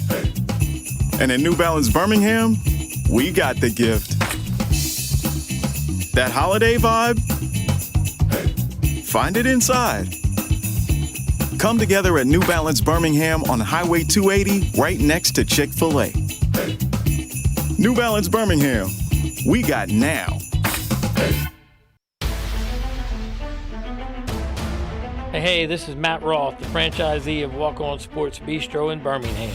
With the kickoff of football season, come visit us at one of our 3 locations, Stadium Trace, Greystone, or Trussville. Come enjoy our scratch kitchen menu while watching one of our 80 TVs. Whether you're looking for a pre- or post-game celebration, game day, or date night, we've got you covered. It's all about the win at Walk On Sports Bistro. Walk On, where everybody needs a little playing time. This hour of The Next Round is presented by the Birmingham Racecourse Casino, now featuring 7 days of giveaways with your chance to win a share of up to $125,000. The more you visit the Birmingham Racecourse Casino, the more chances you have to win. Storm season is here. Make sure you have a plan of action in place right now. Greg from Pell City and Storm Restoration Roofing should be your first call when storms hit. Insurance companies love working with Storm Restoration Roofing because of Greg Nelson's name and reputation in the industry. When storms hit, call Greg Nelson. He's local, 205-542-3531. He's the home of the free no-cost roof inspection. Greg from Pell City on Facebook, 205-542-3531. It's Storm Restoration Roofing. From the creators of The Next Round comes 2 new sites, covercrimson.com and thebarnauburn.com. 2 team sites with the same excitement and information-driven content that you get every day on The Next Round. Live daily shows, recorded shows, free of charge, plus premium content with insider information starting at just $1. And it's the perfect gift for the Alabama or Auburn fan in your family. Covercrimson.com or thebarnauburn.com. Sign up today. Follow Next Round Live on Twitter, Instagram, Facebook, and YouTube. The social media team at Next Round Live is dedicated to giving you daily news conferences and practice video from UAB, Alabama, Auburn, and around college football. Follow and compare to the sites you used to visit. You'll also get the latest highlights and news from the Next Round Daily Show. Turn on the notifications so you don't miss a thing. Next Round Live on Twitter, Instagram, Facebook, and YouTube. See more at nextroundlive.com. Ryan Brown here for the next round. Join me and CBS sports analyst Brandon Marcello for the Middle Eight each Monday at 8 a.m. as we look back at the weekend of college football from the SEC to the top 25 of the college football playoff. It's the Middle Eight presented by MyBookie.ag. Code next round. Jim Dunaway, Lance Taylor, Ryan Brown. Live from the Birmingham Racecourse Casino Studios, the next round, presented by Bud Light, is on now. Back with you on the next round, LTDMB with you, Tyler and Forrester behind the big glass. Taylor Korn in our social media center. Everything at Next Round Live. Thumbs up if you're watching us YouTube. Everywhere else, subscribe and follow, comment, like, including Spotify and Apple with the podcast there. Emily Grace McWhorter on her way to Tuscaloosa for the news conference, the assistant coaches, coordinators, and Kalen DeBoer. You'll get that in overtime coming up at 12 noon, a little bit later on today. Conversation in the commercial break was about Carson Beck in the studio here. 3 interceptions against Florida. He's now thrown 11 interceptions in the last 5 games. 11 in 5 games for, at one point, the quarterback that was projected to go number 1 overall in the NFL draft. And now, I don't think he goes in the first round. What worries me most, if I'm a Georgia fan, is Jim said 11 interceptions in 5 games. 9 of those, 3 per game, have come in the 3 games away from Athens. In Tuscaloosa and Austin, and then Saturday in Jacksonville. Away from Athens, the guy is just turning the ball over way too much. And last time I checked, this game Saturday is away from Athens. It is in Oxford. It'll be the first time they played there since 2016, Kirby's first year, where Ole Miss dominated Georgia. So Carson Beck becomes the 4th quarterback over the last 20 years to throw 3 picks in back-to-back games and win both of those games. Shows you how good this Georgia defense is. And again, it wasn't like Lagway was tearing it up. I do think Florida had an outstanding opportunity to win this game if Lagway doesn't go out they beat with the hamstring. That deep throw, Lagway hit the receiver in stride. The first touchdown? Yeah. He was two yards ahead of any Georgia Bulldog. You rarely see that. But now we're talking about a Georgia team that, defense can keep you in every one of these games, but the offense is going to have to come alive at some point. And Jim, it's not like he threw a bullet to a receiver, hit his pads, bounced up, and got picked. I mean, he's throwing interceptions into coverage. Yeah. That one he threw over the middle. When Kirby has to wrap your arms around you over your shoulder like that and look you in the eyes and tell you how much he loves you. Yeah, Kirby knows it's a problem. He does. And you know what worried me, too, in that game, if I'm a Georgia fan? He just kept going over to the bench, and he would sit down, not even take his helmet off. And he'd do this, and he'd just lean back and look up at the sky. He was between the ears, his own headspace. It feels like it. So he's still dating the Cavender? I don't know. They are. They actually are. Yeah. He still got the never Lambo? know when a 19, 20-year-old gets sideways with a, with a hot girlfriend. I was say you just never know what's going on with somebody. It does seem like there is something else there with Carson Beck. I wasn't worried about Carson Beck at all. I wasn't. And Ratledge is back now on the offensive line. The offensive line, Beck, I just felt like whoever's in that backfield is going to be productive. I was more worried about the skill on the perimeter, and it's not that. I mean, we don't have an opportunity to see that because he's turning the football over at an alarming rate right now. Yeah, no, I mean, I saw him on social media. I don't know if it was last week or the week before, so they were still doing at least content together. I mean, I know you questioned Kelsey and Swift, so I don't know if this is a content-made relationship or not. Wouldn't be a bad idea. Between Cavender and Beck. Beck won that deal, didn't it? But it ain't one that Georgia fans are happy with right now. We'll put it all in the context of where these teams are. We project tomorrow night and some more college football reactions after I tell you our friends at Storm Restoration Roofing, Greg from Pell City, ready to roll into November here with that free roof evaluation. Greg will get up on the ladder, or one of his kids or son-in-laws will get up on the ladder and take a look at your roof. But usually it's Greg from Pell City that is actually doing the roof inspection. 205-542-3531. 205-542-3531. That free, no-cost roof inspection, no obligation. The free quotes, A-plus rated with the Better Business Bureau, storm damage, roof replacements, insurance roofing claims, restoration. Even if you need a home inspected and want to throw him up on the roof, he'll do that for you as well. 205-542-3531 or Greg from Pell City on Facebook. Locally owned for over 20 years, it is Storm Restoration Roofing if you ever need a contact. hit me up on social media, and I'll pass it along to you. All right, so the rankings come out tomorrow night. Oregon easy number 1. I would say so. They're undefeated in a power conference, and they've got a win over Ohio State, which to date is the biggest win of the season, yes. Georgia or Ohio State 2-3. I think that'll be the case there. I think they'll go Georgia 2, Ohio State 3. I think they will go.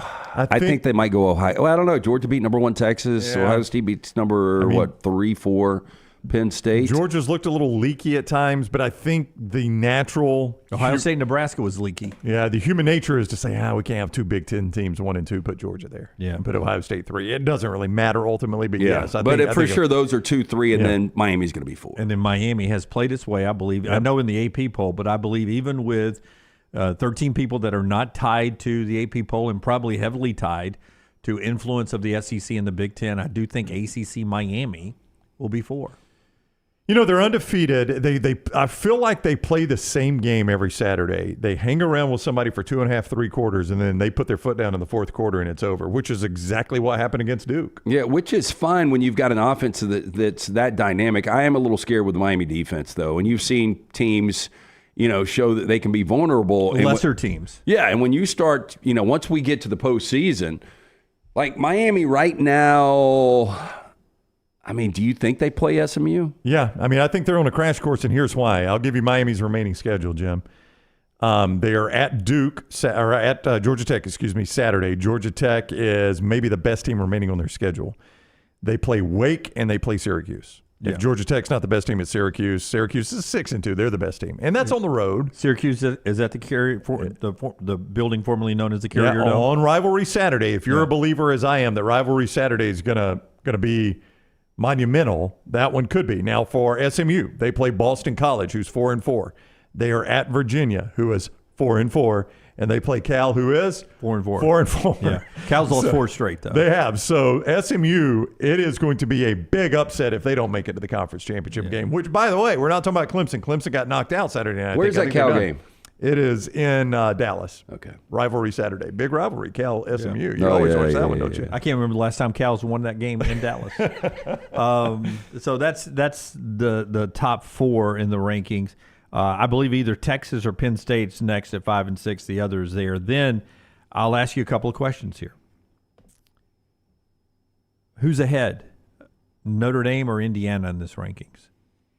Well, Indiana for the first time forget since the spot. Just tell me who's the higher ranked. 1979 is in front of Notre Dame in a poll. I think it's going to be Indiana. I think I do too. I think they'll reward them being undefeated, and Notre Dame's got the worst loss. Notre Dame's got an awful loss. Yeah, of the top 10. Yeah, if that Notre Dame loss, like if they'd gone to Texas and dropped a close game, or Texas A&M, to start the season, if they'd have dropped that game and that's their only loss, Notre Dame would be in front of them. But they'll punish them for that loss. But they've got to win over Texas A&M. They do, which that win is a little less significant after Saturday night. I know, but still better than any Indiana win so far. That is 100% accurate. And we've seen this committee. But you know what Indiana does not have? A loss, which Notre Dame does. We've seen this committee in the past, maybe not the first week, but they usually reward wins more than they do, if it's close. Punish losses? Yeah. That's a bad loss. It is a bad loss. It is a bad loss. They were a 4-touchdown favorite. That's what makes it a tough question. Yeah, I think it'll be Indiana. Yeah, I do too. And knowing, again, as we always talk about, this stuff sorts itself out. Like if you put Indiana in front of Notre Dame, one of two things is going to happen to Indiana. They're going to either beat Ohio State, and you've obviously got them in front of Notre Dame, or they lose to Ohio State, and you don't have to make the choice anymore. You put Notre Dame back in front of them, and it doesn't matter. I'm talking initially where I they place them. I know, but that's why I'm saying when you do these rankings, they're eventually going to work themselves out. Yeah. These rankings, the only thing that really matters to me is the first one, because I want to see where everyone everybody is. Yeah, well, our starting point. And then the last one. That's right. The rest of them don't really matter. Because I'll be interested to see where they put Alabama. I think Alabama will be 10th-ish. I got them 10. Yeah. I jotted out my 25, and I got them 10. Well, here's what's interesting. Like BYU undefeated or 2-loss Alabama. I've got BYU 2 spots behind Alabama at 12. I got Boise State at 11. BYU 12. Well, now that would be significant because that puts Boise State with a chance of getting a first-round bye. Yeah. I think Boise State's got to be that high. If they're in front of BYU. Not a first-round.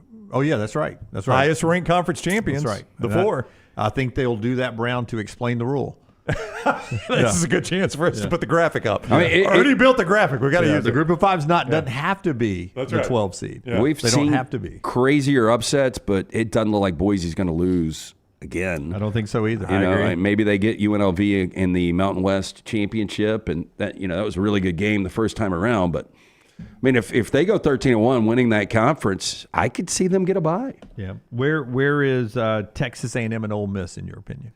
How close to the conversation? I think Ole Miss is very close to the conversation. It's a good time for them to be coming off an absolute thrashing of Arkansas when your quarterback looks spectacular. Yeah, especially when everybody thought that would be possibly a loss. I mean, I know. Everyone was talking Lance. about Arkansas could win this game. Arkansas could win this game. No, they couldn't. This is on me because I was taking Dunaway's role with him out last week.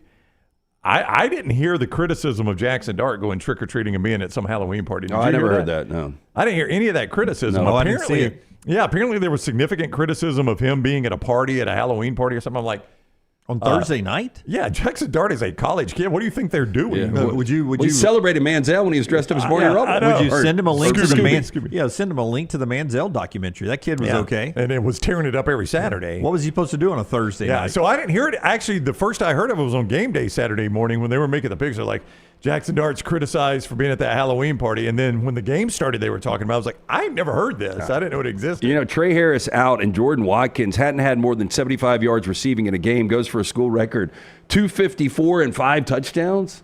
Like, I don't know what that kid would have paid off in DraftKings, but it had to be 70-plus points. I had a friend of mine ask me if I thought Jackson Dart would go to the NFL. Like, is he an NFL quarterback? I said, I don't know where he'll get drafted.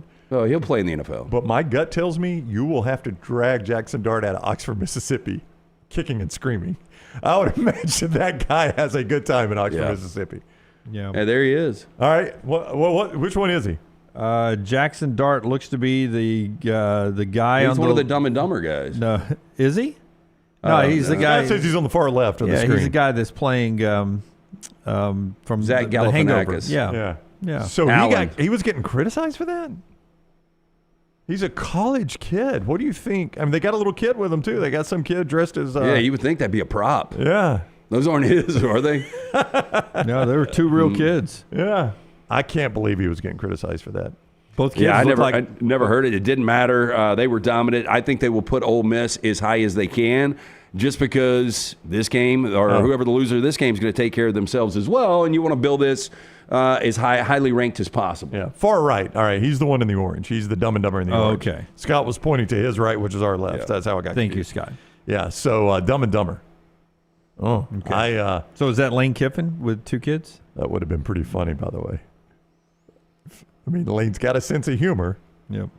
It's not, obviously. I mean, so what is the little portrait on the right? That's it's from an of- Instagram account. Oh, okay. Yeah, that's what I said.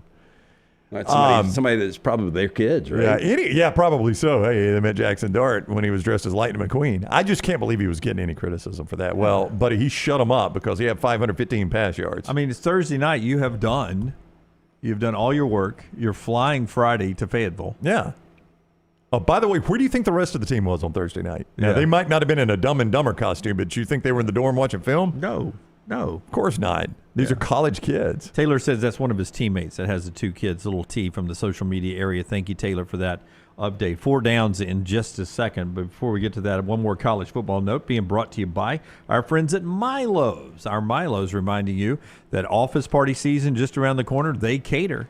They cater with that hamburger bar. Well, I sent the boys out to pick up Milo's for lunch yesterday. I got the Milo's regular cheeseburger with the unbelievable.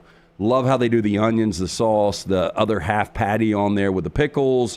Got some of those fries with a couple of Milo's sauces to go. That delicious sweet tea. Can you name something better than a Milo's burger? How about 24 free Milo's burgers? Milo's giving away catered meal for up to 24 guests. That's right, 24 of your closest friends, coworkers, or family could be chowing down on Milo's favorites. And the best part, it is free. For your chance to win, head to miloshamburgers.com/catering-contest. Enter today. That is miloshamburgers.com/catering-contest. So whether you're feeding a few or a whole crew, Milo's has got you covered. Don't wait. Enter now. Maybe they'll be serving you and 23 of your lucky friends soon. Stay saucy. Joe Klatt coming up at the bottom of the hour.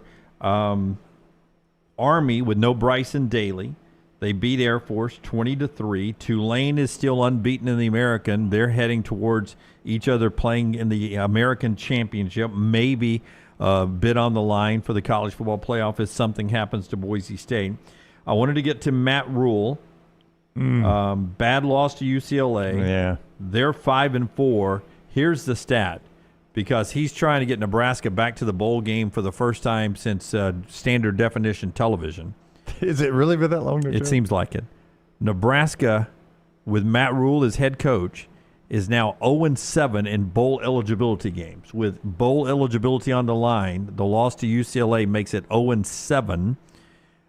They played a few games under Matt Rule last year, and they got a few ahead of them this year, and it's not an easy schedule. It is not. No guarantee. Yeah, I got some bad news for him. They're at USC, who has played awful this year. Yep. But still, I would. It's a dangerous team. Nebraska should win it, but it's a dangerous team on the road. Yeah, like Miller Moss is a massive downgrade at the quarterback position. Probably, I don't want to say he's a solid quarterback, but he is the worst quarterback I've ever seen under Lincoln Riley, at least from the Oklahoma USC days. With that said, that's on Lincoln Riley. This is a team now that has lost 5 games when they've led. Again, they led this past weekend in the fourth quarter, and the adjustments they made, and I am convinced Jed Fish is the West Coast version of Gus Malzahn. And they even looks like him a little bit. And they play Wisconsin, who had turned it back in the road.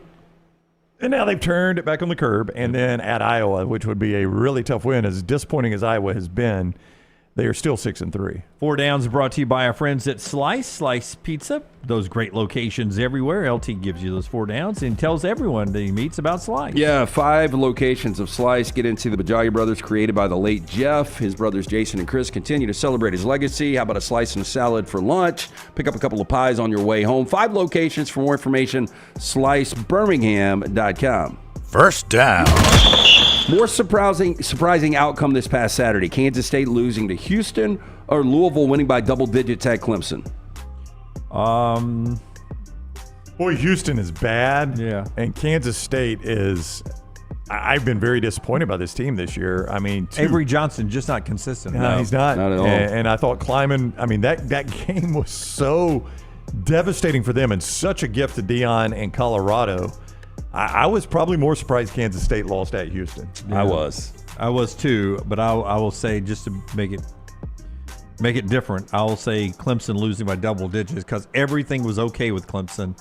All they had to do was win out, and they were going to be in the playoffs. But that was dominant, by the way. It was. That score does not indicate how bad Louisville beat them. And we talked about Hugh Freeze calling a timeout with 2:01 to go and how it looks like you're just not paying attention to the game. Hal Dabo doesn't go for 2.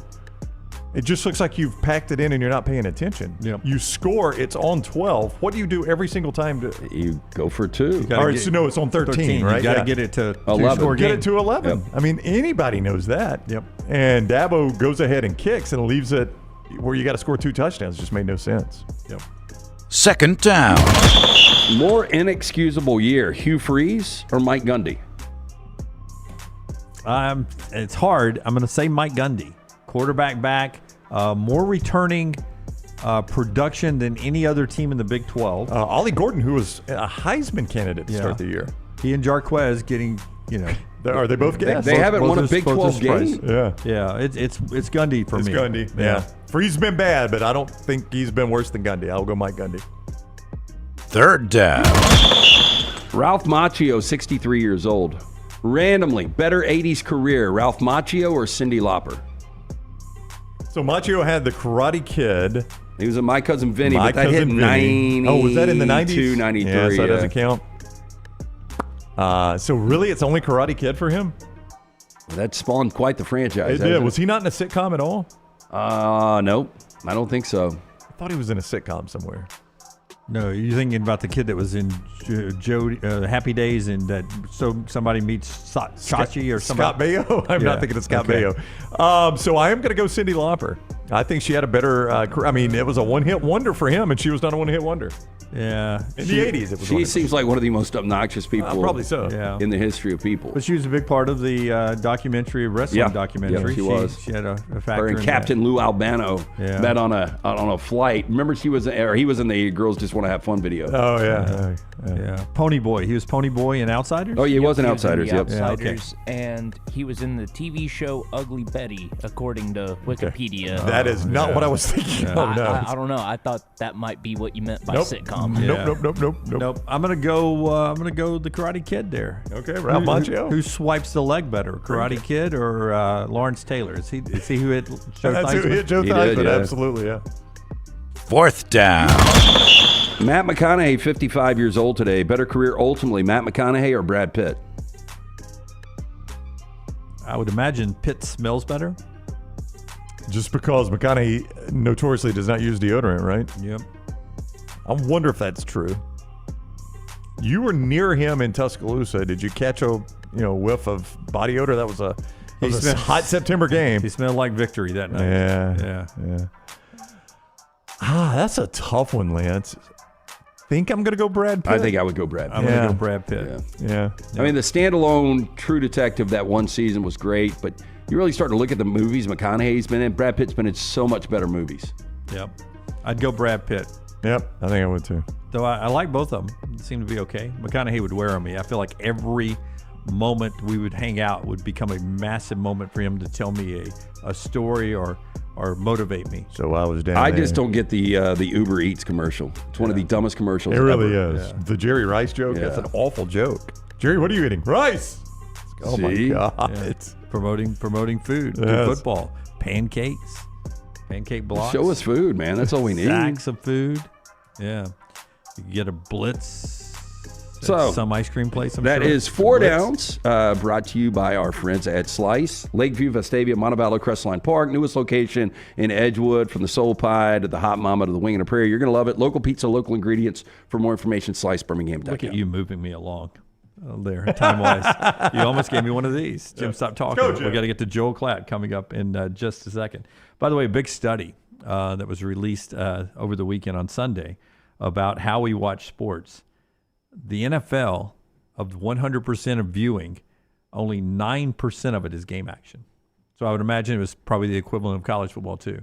So they're saying like huddle, replays, That's right. halftime shows? Yep. Every play lasts right under 6 seconds, and there's about 35 seconds between snaps. Well, I will tell you, that's why Sunday Ticket, for me, is the cheapest entertainment you can get, because you're never without a play going on Sunday Ticket. But isn't that the beauty of football, is that a play happens. Yeah. We're able to react to that play. Yep. And then set up the scenario of how important the next play is, and then that play happens. That's right. And then we react to that play, and then we set up the importance of the next play. And you don't get that in basketball and hockey, where there is more action in those two sports. And baseball, of course, is right above football. Baseball actually has more action, ball in play, than football does. Yeah. According to the study. Yeah. One's more exciting than the other, though, for dang sure. Yeah. Yeah. Ain't no doubt about it. But that's the magic of football to me, is the reaction to the I play agree. and then the build up to the next play. It's like one play just builds on top of another so flawless, or so seamlessly. And you have the breaks to sort of absorb it and set up the scenario for the next one. Yeah. Ooh, this is a big play. They got to get to the 12 to keep the drive going. That's why I know you got to have rule enforcement, but boy, when you get a lot of penalties, all that does is just chop up what you're talking about right there. Yeah. Just thought it was interesting. Only that much action, but it is the best sport on the planet. All right, when we come back, we'll talk to Joel Klatt about the best sport on the planet. The show being brought to you by our friends at New York Butcher Shop. These guys told you all last week about how New York Butcher can handle your holiday meals. In fact, we're in the month of Thanksgiving.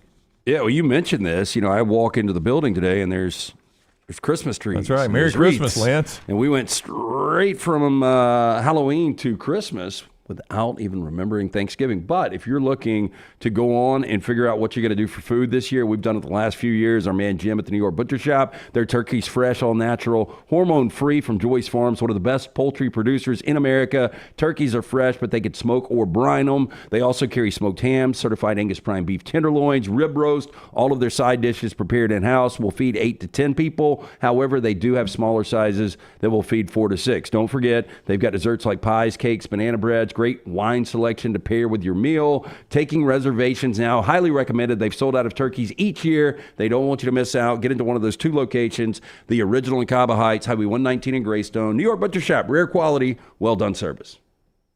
Take the next round anywhere you go with official Next Round gear. Buy yours today at nextround.store. Stop by the New York Butcher Shop and pick up the finest in certified Angus prime beef steaks and burgers, premium pork chops, ribs, and all-natural chicken cut to order just for you. Their chef-prepared entrees and side dishes are the perfect dinner-to-go choice for your family and are ready to heat at home.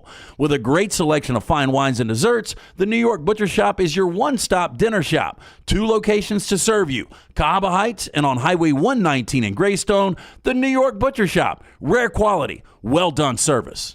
You could win a Cadillac CT5 or your share of $25,000 in free play and cash at Birmingham Racecourse Casino. The more you visit, the more chances you have to win. Play the latest, most exciting games around with fun bonuses and big jackpots. You can be a winner too. Come win your share during the Cadillac CT5 and $25,000 giveaway at Birmingham Racecourse Casino. Drawings April 5th and 6th. Located off I-459, exit 31, Derby Parkway. Must be 21 or older, must be present to win.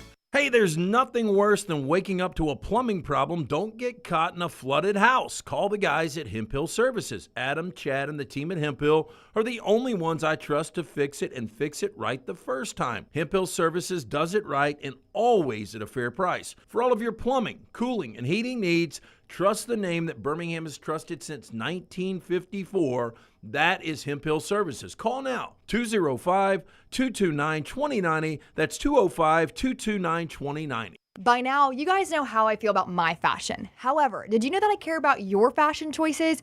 Cargo shorts are out, flip-flops are only appropriate on the boat, and please throw away that stained t-shirt from college.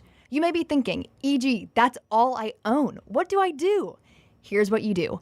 Go to nextround.store and fill your cart with a wardrobe that is approved by me. Stock up on logo t-shirts, hoodies for football season, and hats for every day of the week. Trust me on this one and head over to nextround.store to get stocked up for this season. Just because you've quit going to the gym, it doesn't mean that you have to quit gym altogether. Dunaway, that is. With our Next Round podcasts open 24/7, 365, you can access gym anytime you'd like. While you may have done away with your treadmill routine, our version of Dunaway is standing by ready to get you back to your absolute best. Find all that lovely Jimmy D-led content on Spotify, Apple Podcasts, Google Podcasts, and in the podcast section of nextroundlive.com. This message is sponsored by Jimmy Crypto Inc. and Jimmy Crypto for President. Our friends at Milo's Hamburger invites you to join them in the fight against hunger in our local communities by bringing non-perishable food items to your local Milo's, including canned goods. When you donate a canned good or any non-perishable food item, Milo's will give you a free drink. Together, we can make a difference. From the creators of The Next Round comes 2 new sites, covercrimson.com and thebarnauburn.com.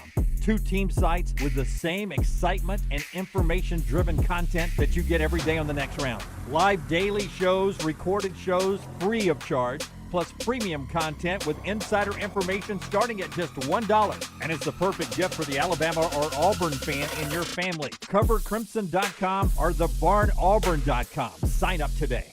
Happy football season. At the Next Round, we strive to make our loyal listeners feel like they're a part of the action all season long. My name is Emily Grace McCorder, and I do that by bringing you along for any given Saturday in Auburn or Tuscaloosa. From pregame warm-ups, touchdowns that make you feel a part of the play, and everything in between, our goal is to make you feel like you're inside Bryant Denny or Jordan Hare. Follow along on our social media at Next Round Live on Instagram, X, and Facebook. Also, check out thebarnauburn.com and covercrimson.com while you're at it. Here's to fall Saturdays. Start your day online with our website, nextroundlive.com, for the latest videos, podcasts, and college football stories. It's also a great way to stream the show or shop in the Next Round store. Stay connected by visiting nextroundlive.com.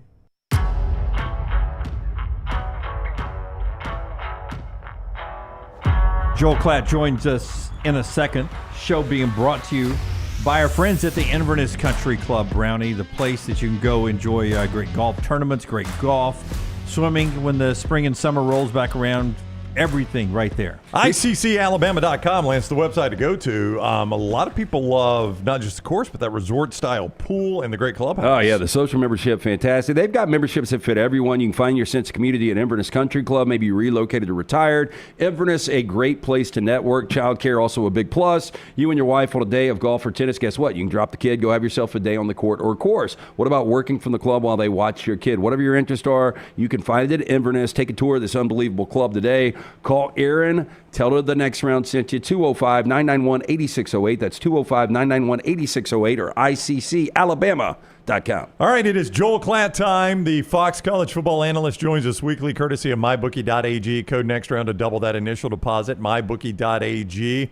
Code next round. All Saturday, I thought back to this summer when Klatt was explaining to us how the games were picked by Fox, and we're like, how do you not pick Oregon and Ohio State first? Class like, I asked the same question. Yeah. And they told me, that Ohio State Penn State game's going to be the Saturday before the election, and we'll be able to get all the political advertising and the Fox election commercials. It was barely noticeable, Joe. Barely noticeable. I wish they'd have spent more money on a variety of ads. Yeah, barely noticeable that it was the Saturday before the election. Couldn't tell at all.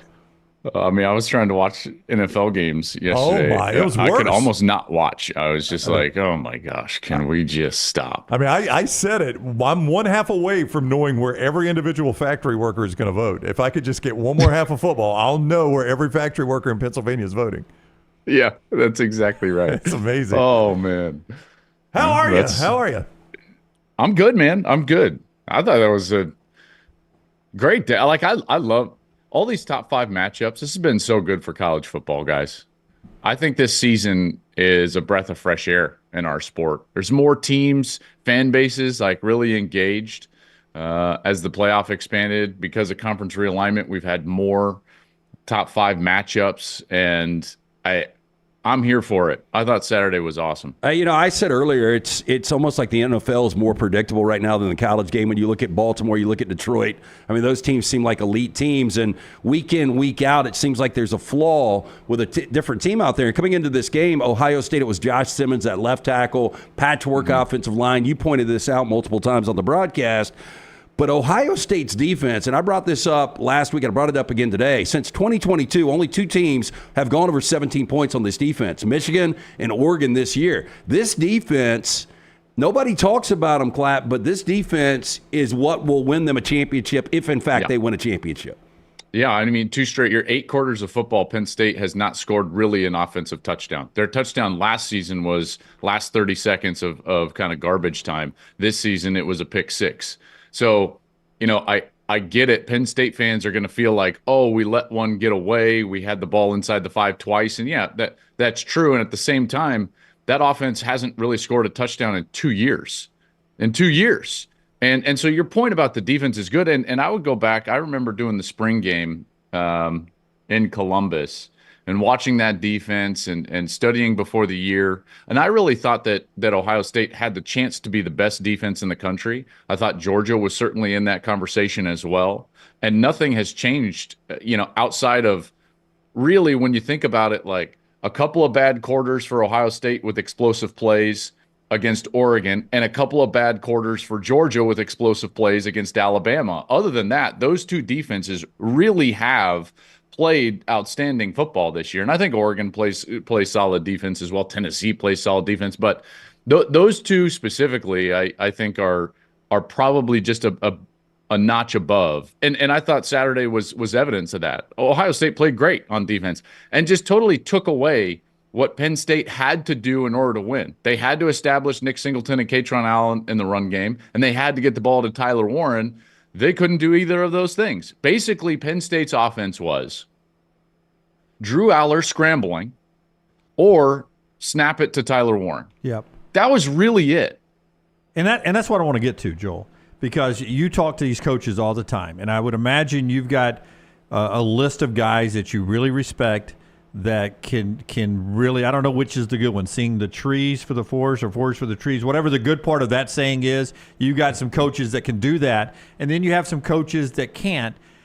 What goes through an offensive coordinator's mind when Tyler Warren is your, to me, best player on offense, and you're first and goal inside the 5, and you run 4 plays, and none of them seem to be designed for him at all? That you walk away from that, and you got to be going as a fan or Tyler Warren. What are we doing? What are we doing? I think there are times, and I don't know the specific night that they work on goal line offense. In particular, I would call it like not just goal line, but like low red offense. Low red meaning like inside the 7-yard line, inside the 5-yard line. What are we doing, right? What are the formations that we're using?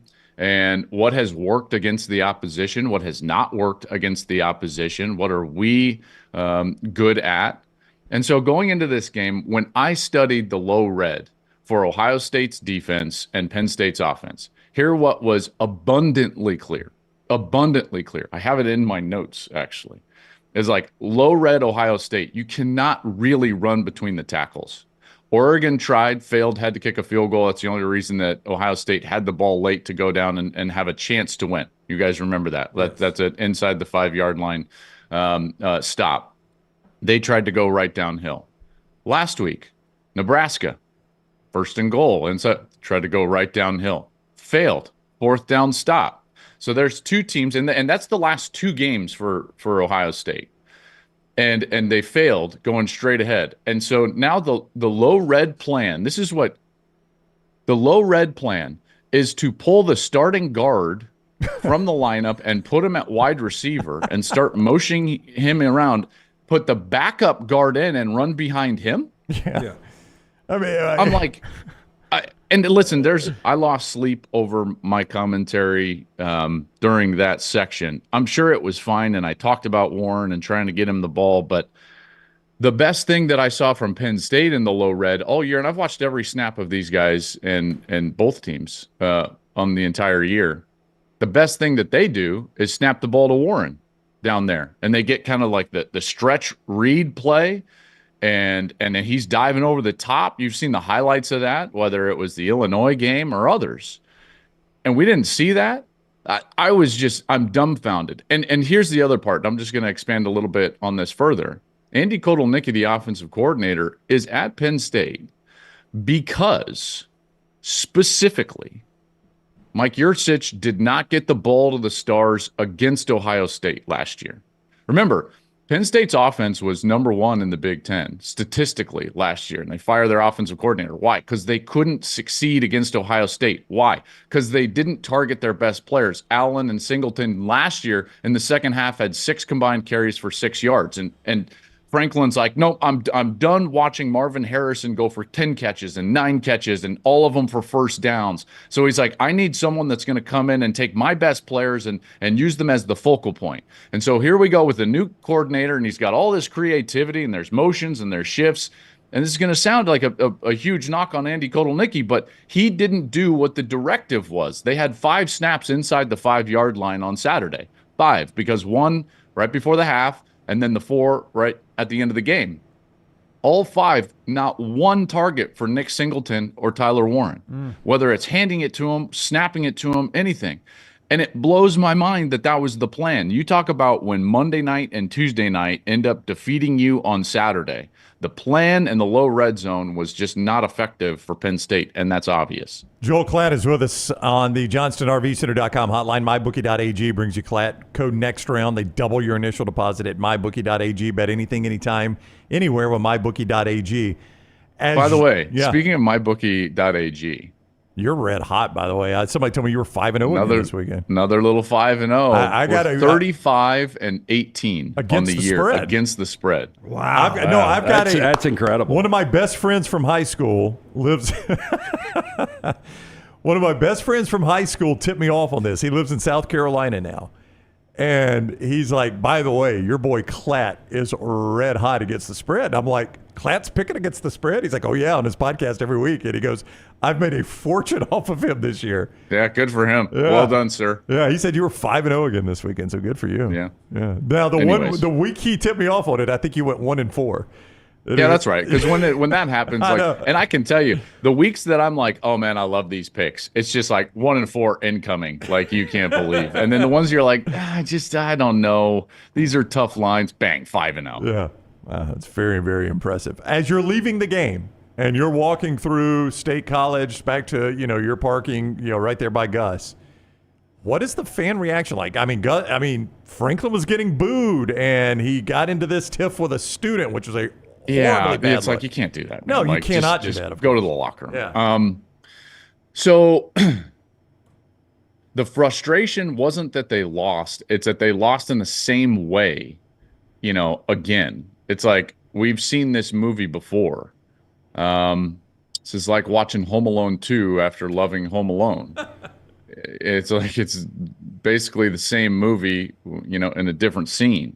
So there's 2 ways that Penn State has lost regular season games over the last few years. First of all, only to Michigan and Ohio State, right? Like that's the only teams that they lose to. They've risen. I will give James this and Penn State as a program. They don't lose to unranked teams. So like you don't get the A&M South Carolina type of result from Penn State where it's like, what was that?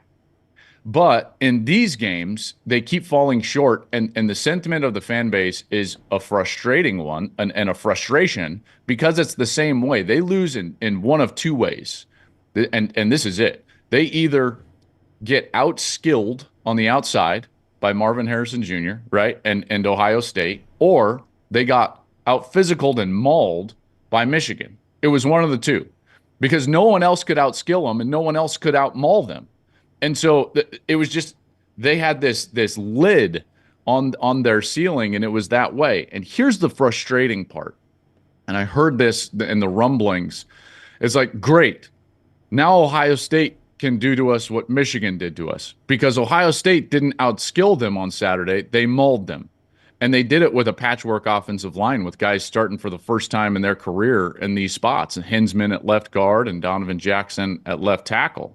That was the frustration, was the 40 carries for 176 yards. The frustration is not only did we get beat that way, but again, we didn't give the ball to our stars. So there's this idea that like, it's not going to happen. It's not going to happen. If we're just going to continue to make the same mistakes, then it's not going to happen. And there was I think a heightened sense of expectation going into yesterday's game because of the way that Ohio State was entering the contest. You could feel it amongst the fans as you're walking around. And then when we left, it was this sense of like, okay, we were totally wrong, and it's business as usual. And so the frustration was palpable. As unpredictable as 2024 has been, the Big 12 takes it to another level. And we got it again this weekend with Iowa State going down to Texas Tech. We got it with Kansas State losing to a Houston team that is just awful.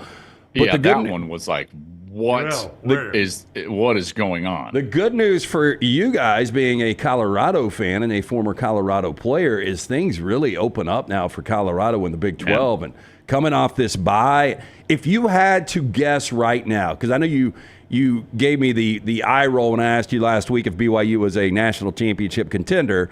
They are now the only undefeated team of the Big 12. Do you think BYU is the team that you would say wins the Big 12, or Colorado, or somebody else? They've certainly been the most consistent. There's no doubt. I'm trying, guys. I am trying so hard not to have the black and gold glasses on. But of the teams at the top of the Big 12, and now that's Colorado. They're in a third position in the Big 12. Who would you not want to play? Colorado. They got the best quarterback. Yeah, and best because player in college they've got football. the best players of anybody amongst those 3. So I'm glad you at least agree with that sentiment, because to me, Colorado can lose any of their last 4 games. They can win any of their last 4 games. It's the same as anybody in the Big 12. BYU isn't a totally dominant team, although they have shown more width and the ability to win with defense, win with turnovers, win with offense, win with the ability to throw the ball, win with the ability to run the football. So I think that they're more balanced than anybody else. But I wouldn't want to see Colorado. No way. Now, they could go down and lose to Texas Tech. There's no doubt. Because is it real? Yeah, I think it is on the defensive side, and I think that they can run the football a little bit, but you don't know, and they're still going to give up too much pressure. But I don't want to see that team with the speed on the outside, with probably the best quarterback in college football and probably the best player in college football. I just there's this big part of me that, and I think obviously, guys, I went to school there, but there's a big part of me that like I would be desperate to see as a college football fan, Deion Sanders in a 60-minute Big 12 championship game for the right to go to the playoffs. So fun. Like that would be incredible. And then right? play it out where if they win that game, I'd love to see Colorado on the road at give an SEC team just to see what it looked like in the playoffs, the first round. I mean, just to see what it looks like. But if they win the game, they got to bye.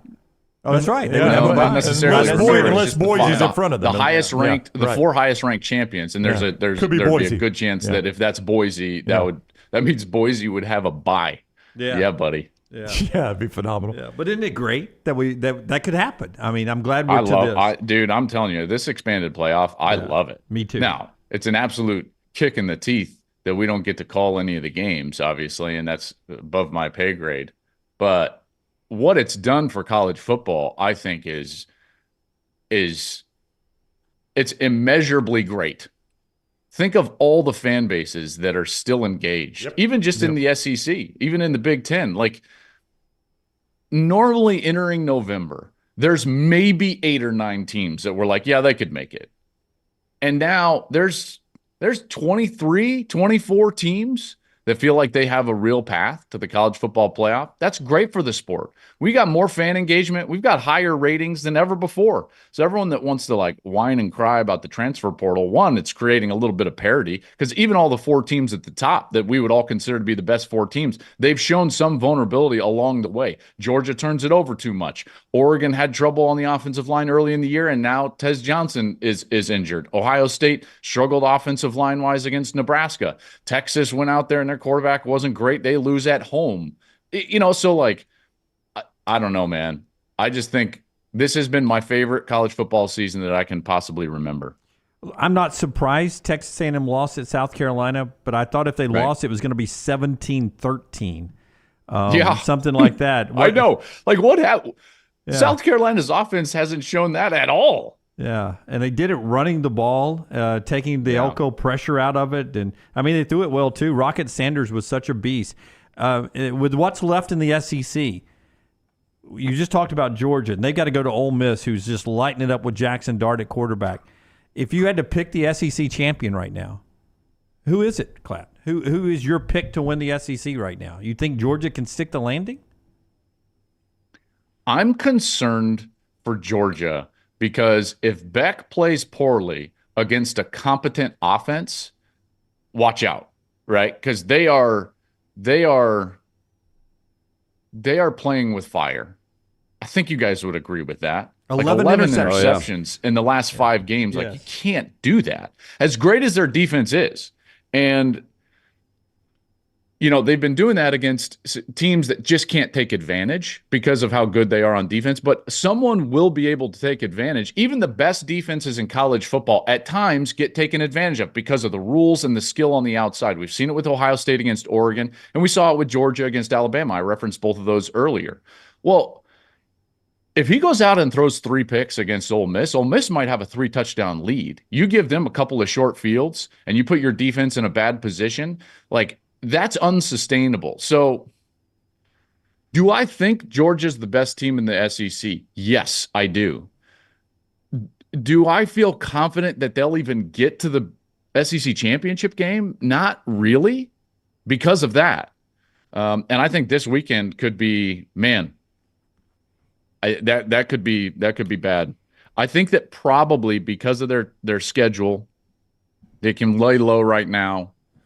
I think Texas wins the SEC. But I don't know. Who would you guys pick? That's what I want to know. I asked the question because I've got no clue. Because Beck is broken right now. Yeah. He's totally broken. Yeah. He's totally broken. He's throwing into triple coverage. Tennessee's broken throwing the football. Well, Alabama is not playing well. Like if you gave me A plus Milroe against Georgia. If you gave me second half back minus the final throw against Alabama, right? It's just you're not getting the elite quarterback play in the SEC, so it just doesn't match up right now. Even yours is struggling. Yeah, give me like yours second and third quarter against Oklahoma, great. First quarter Oklahoma, first quarter Georgia, nope. Like that ain't gonna work. But by the way, this is not unique to the SEC, and not just quarterback play, but like, Ohio State's offensive line plays like they did against Nebraska, they'll get beat. Like there's no doubt. So again, this goes to like there is no team that I feel confident can just win out, and is light years better than everybody else in our sport. And I do think that's a good thing. The SEC is an interesting one, though. I think that there's a lot of flawed teams, same as other conferences, and there's a lot of teams that I feel like at their best are elite teams, and there are a lot of them. Who wins? I'm not totally sure. I will say this about like an A&M. A&M is struggling with what everyone struggles with, which is it's really difficult to level up in college football. I always talk about this bell curve. You have a bell curve of performance that is kind of like at your repertoire, and you're generally going to sit in the middle, but then there's, you're going to have the outliers when you play poorly, and you're going to have the outliers when you play well. And what happens is that we'll see a team get into that right side of the bell curve of like the outliers of when they play well, and we think that's what that team is. And in reality, it's not. And until the fat part of the bell moves right, that's when a team really levels up. That's when a team becomes like Georgia and Oregon and Ohio State, and in some cases like Penn State, when they just don't lose the games to the unranked teams. A&M is not like that. They got emotionally ready for LSU and won, but it's not a program that was ready to level up and then take care of business week in and week out. So can they beat Texas? Well, yeah, because on the right side of their bell curve at home, they're elite. But the fat part isn't where it should be. So am I confident that they can go win the SEC? No. Am I confident that Tennessee can do that? No. Alabama? No. So I don't know who wins the SEC. I think that's a great question. Because you were watching NFL yesterday, I'm going to ask you one NFL question. Okay. And this would have been a ridiculous question in the offseason, but moving forward, and look, they got beat by 31 yesterday, but Bo Nix, like the moment wasn't too big. That Baltimore, defense was swarming. They sacked him 4 times. But Bo's just one of these gutty guys. You've watched him plenty in college. But moving forward, would you rather have Bo Nix or Trevor Lawrence? Can't believe this is a question. Well, especially with the money Trevor got in the offseason. But I think it's a legitimate question. I think it is, too. I think it's probably Bo. Yep. I agree. I mean, you've only seen him half a season, though. That's the only problem. Part of this is that Bo is in a much better fit right now. Perfect offense for him. Facilitate. Yeah, it's a perfect offense for him. If he doesn't have Sean Payton, I don't know. Yeah. I don't know. But I don't know. I mean, if Carson Beck is broken, then Trevor's broken right now. That's it. And that organization. And guys, by the way, in professional sports, name an organization that its players can overcome its leadership and its ownership. Any sport. No. Name a bad owner that wins championships. It doesn't happen. Yep. It doesn't happen. Bad GMs and bad owners. Yep. You're right. It does not happen. So we have all this focus all the time on coaches and players in the NFL, and Dak can't do this, and well, it's like, well, who's overcoming the chaos? At these organizations, who's overcoming Carolina's chaos and Jacksonville's chaos and Dallas's chaos, for that matter? Who's overcoming that? No one right now. Yeah. When Jimmy ran the organization at Dallas, when Jerry Jones was the new owner, he let Jimmy call more football shots, and as it went on, he didn't call as many football shots. That's why Jimmy left. That's why the Cowboys have been where they are. That's my first take of the day right there. I am convinced, though, that you have to be able to get it done with players under their first contract. Those guys have got to be significant. You've got to have. No, that's wrong. Because Mahomes is winning. What? No, I was about to say Brady won. Unless you have a generational quarterback like you just named 3 of maybe Mount Rushmore. Well, it's the probability is much higher to win at the top end if you have one of those guys than if you have a guy in their first contract. The teams that win because their roster is great, their defense is great, and their quarterback is in their first contract, that is a minuscule percentage. Minuscule. It's basically Seattle. Like, that's it. San Francisco can't get it done. Well, I mean, the Bengals were there with Burrow. The Rams were there with Goff. They just didn't finish the deal. I understand, but did they win? No. No, because who did they get beat by? Well, Burrow got beat by maybe the most underrated quarterback in the history of the NFL, and Matt Stafford. Goff got beat by Tom Brady. That's right. So Tom Brady. Who did Purdy get beat by? Mahomes. Yeah. Who did Goff get beat by? Brady. So I feel like the judge from My Cousin Vinny. It's like that was a well thought out objection. Overruled. Yes. Juicy. Sorry. Boy, you mocking me. Hey, before you go, I do want to ask you an Alabama LSU question.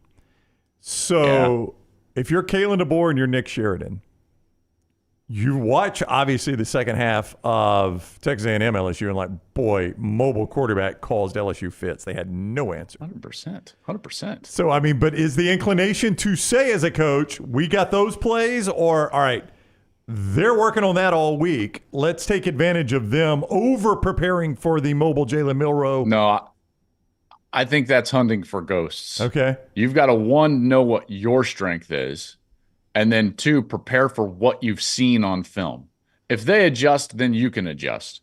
But you've got to go in with the focal point of your offensive game plan, similar to what it was early with Georgia, which is we need to create explosives because of our quarterback, where he is on the edge. He's got decisions whether he can run, whether he can throw. He's the most dynamic player on the field, just like really Marcel Reed was when he came in, right? I mean, Reed was a spark plug athletically. We all saw it. He was fast. He's moving around. Well, that's Jalen. Like I think you got to lean into that. You can't hunt ghosts and say, I think that they're going to fix that by the time we see him, so let's prepare a different way. I don't love that mindset.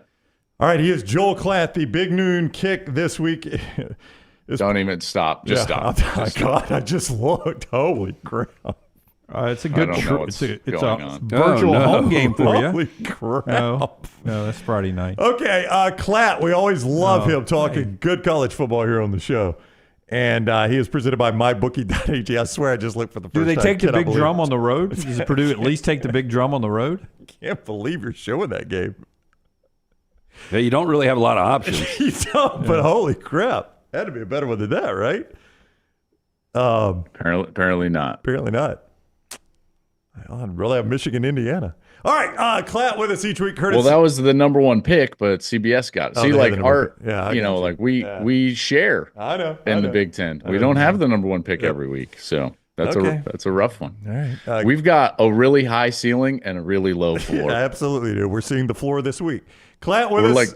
Never mind. I should stop. You should. Can't wait. I'll be in Columbus, guys. Yes, it's going to be awesome. MyBookie.ag, code next round when you sign up. Code next round at MyBookie.ag to double your initial deposit. Thank you, Klatt. Have a great week.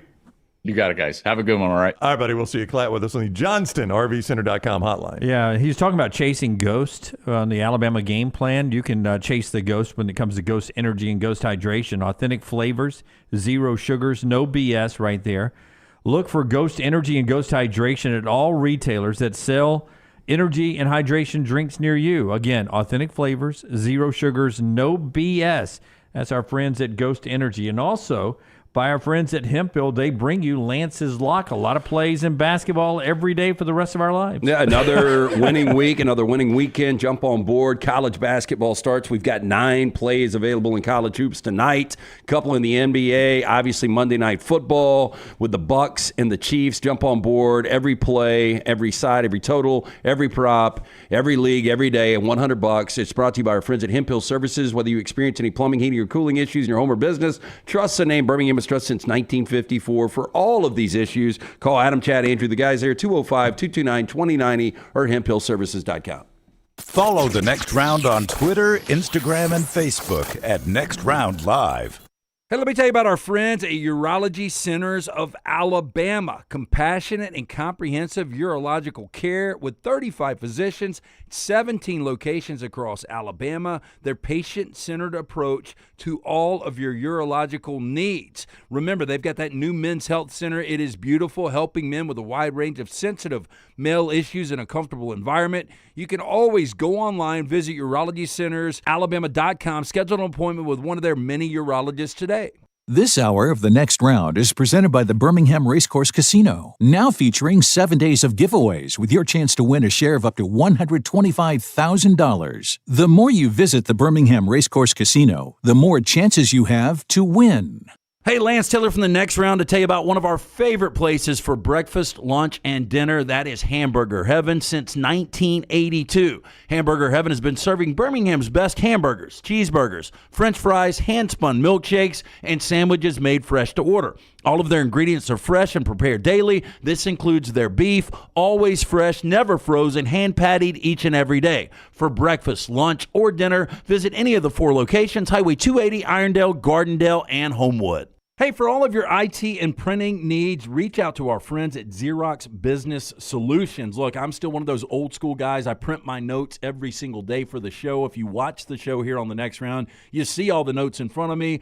From day one, Xerox Business Solutions, they've been with us here at The Next Round. Local for over 45 years. For all of your IT and printing needs, visit XeroxBusinessSolutions.com or call 205-969-3000. That's 205-969-3000. From the creators of The Next Round comes 2 new sites, CoverCrimson.com and thebarnauburn.com.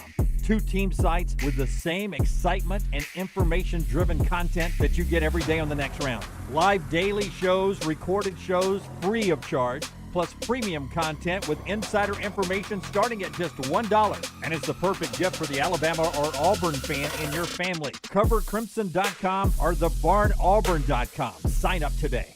Follow Next Round Live on Twitter, Instagram, Facebook, and YouTube. The social media team at Next Round Live is dedicated to giving you daily news conferences and practice video from UAB, Alabama, Auburn, and around college football. Follow and compare to the sites you used to visit. You'll also get the latest highlights and news from the Next Round Daily Show. Turn on the notifications so you don't miss a thing. Next Round Live on Twitter, Instagram, Facebook, and YouTube. See more at nextroundlive.com.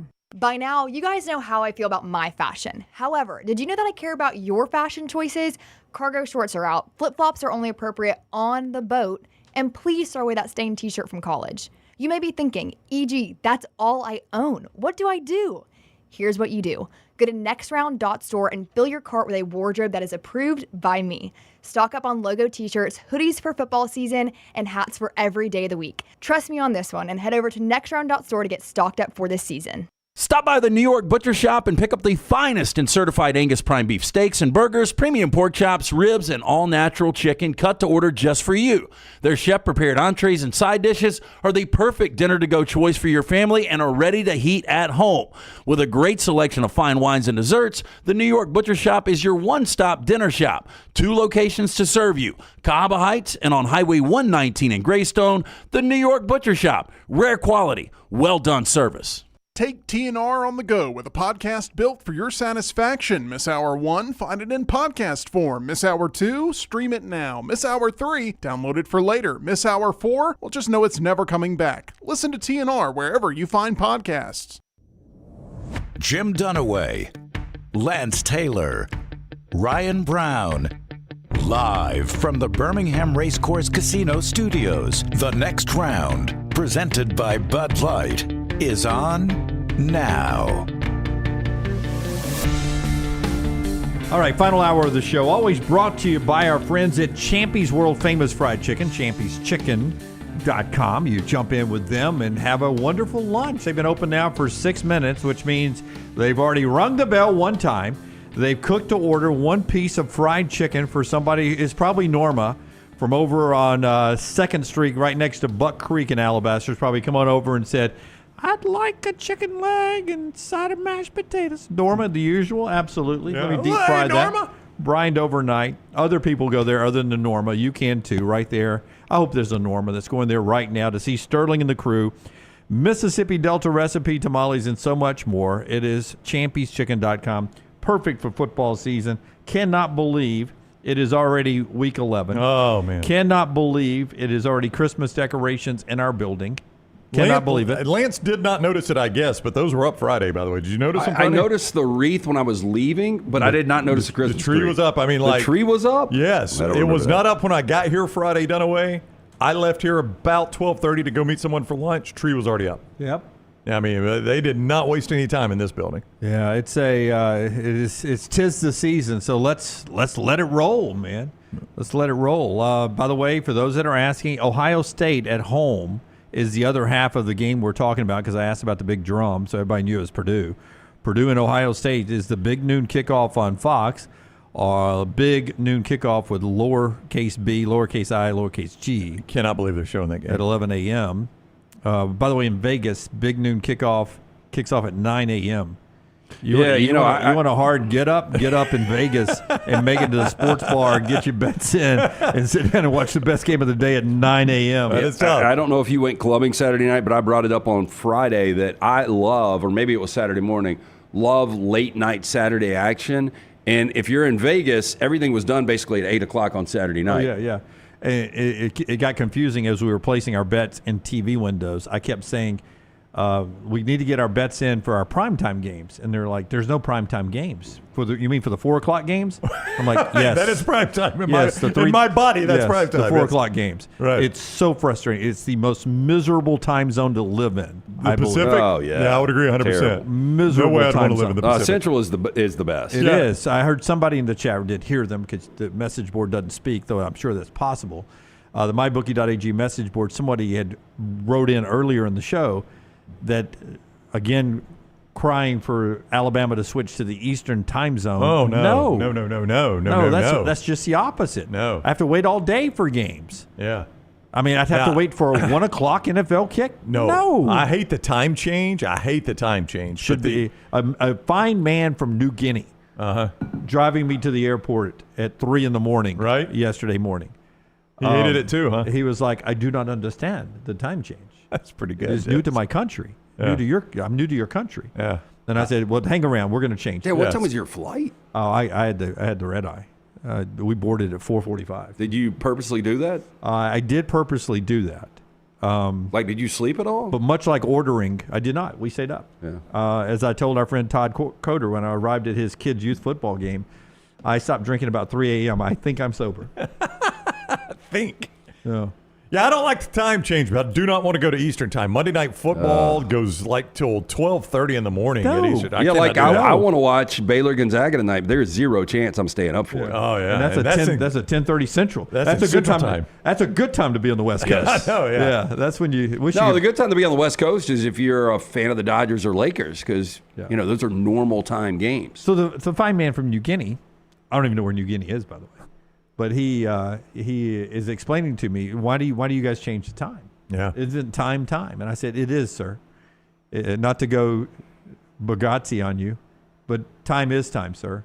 But for some reason, in Arizona, they're smart enough not to change times. And in some counties in Indiana, they're smart enough not to change time. But here in Alabama, in Las Vegas, we are falling backwards today for some reason. And I don't know why we're falling backwards. Yeah. And he says, well, how did this start? And I said, well, I've always heard. Some people say it's for farmers in something. And then some people say, well, they don't want kids to go to school in the dark. Well, then some people say it was to conserve energy during the world wars. Yeah. I don't really know, but any of those are outdated. Yeah. Yeah. I mean, if we changed it at one point, we can change it back. Change it right back. Yeah, change it back. I will say I don't like it getting, Jack and I at halftime of Rams Seahawks sitting there. We obviously I'm very superstitious. I told Brown I made his buddy leave too. Yeah. Didn't I tell you that story? You did tell me that story. But at halftime of the game, we went outside just to change up the luck, and it was already dark outside at halftime. Yeah. I know. I hate that. I mean, the 4:30 sunset is just awful. The sun should never set at 4:30 ever. It should not ever. There should not be the reason the sun's setting at 4:30. Tyler, if you can get me cut number 5. The only thing good about the sun setting this early is that Lane Kiffin at least gets half of a night game. Lane Kiffin has bitched and moaned. He's wanted a night game at Oxford this year. He at least gets half a night game. By the way, I like that jacket we're about to see. Coming up this week. Put it up. This looks like something that Lance would win when we're at the Rabbit Hole. Yeah, it does. If we did the Rabbit Hole in Oxford. No, that's a good-looking jacket right there. You guys don't like that? By the way, the Rabbit Hole in Oxford probably have a different name. Different name. I don't hate it, Lance. I just don't wear a lot of jackets. That's my thing. See, that's my favorite thing is outerwear. I do like a. You love outerwear, I dude. do, man. Okay. I do like zippers in weird places. I don't know why, but I do. You can do the zipper too much, but the one zipper I don't mind. I do like zippers in weird places. Like you can get a zipper here or a zipper here. I got a pair of shorts that's got a little small zipper here that I can slip in my credit card and/or cash. Yes, Tyler. Yes. As I'm stuffing them in at the crap tables, I'm like, I don't want anybody to pick my pocket. Let me stuff that there. No, I like that jacket a lot. Lane uses the phrase "one of the best teams in the country," talking about Mississippi, the Rebels. Here's Lane. That's just really a really good job by a lot of people, and just a clean offensive game. I mean, that's a lot of yards. And then to have no turnovers and one sack. I think it just says what we talked about last night with them, like, hey, stop making the mistakes so you can show the country like that you're one of the best teams in the country. Because you really are when you play well. And again, we're 2 plays, not miracle plays. We're 2 very normal plays away from being undefeated in whatever the 1, 2, or 3 team in the country. So it's neat to see them play like this. So my Joe Test question to you guys is, what is Ole Miss to you? Well, is it one of the best teams in the country? Go ahead, Brown. I was just going to say real quick, Lance, if I tell you I've got a team in November that has the biggest gap between their scoring offense number and their scoring defense number in a power conference like the SEC, you say that's a good team, right? Because that's who Ole Miss is. They lead the conference in scoring offense. And those numbers can lie sometimes, but we're into November. I don't think they're lying a lot for you in November. The schedule can dictate that a little bit. And they're third in the conference in scoring defense under Pete Golding. Much maligned in this state, Pete Golding at 13.2 points per game. We talk about Indiana's schedule. They haven't beaten anybody. And South Carolina is their most impressive win, and I think that was in Sellers' third or fourth start. So, by the way, Sellers, if he continues to progress, he is going to be a really, really, really good quarterback. Whether it's at South Carolina or somewhere else, we shall see. Tampering with the South Carolina roster now, I see. Ole Miss just hasn't – look, offensively, what they did in Fayetteville, that was impressive. But they hadn't beat anybody of substance yet. That is correct. Lane is right. Couple of plays. The 4th down against Kentucky, if they hold them there, they win that game. LSU never led until they walked it off in overtime. But it would be – you guys help me out. Lagway with a hamstring. How long is he out for? I think it's I have not heard yet. I think he's done for the season.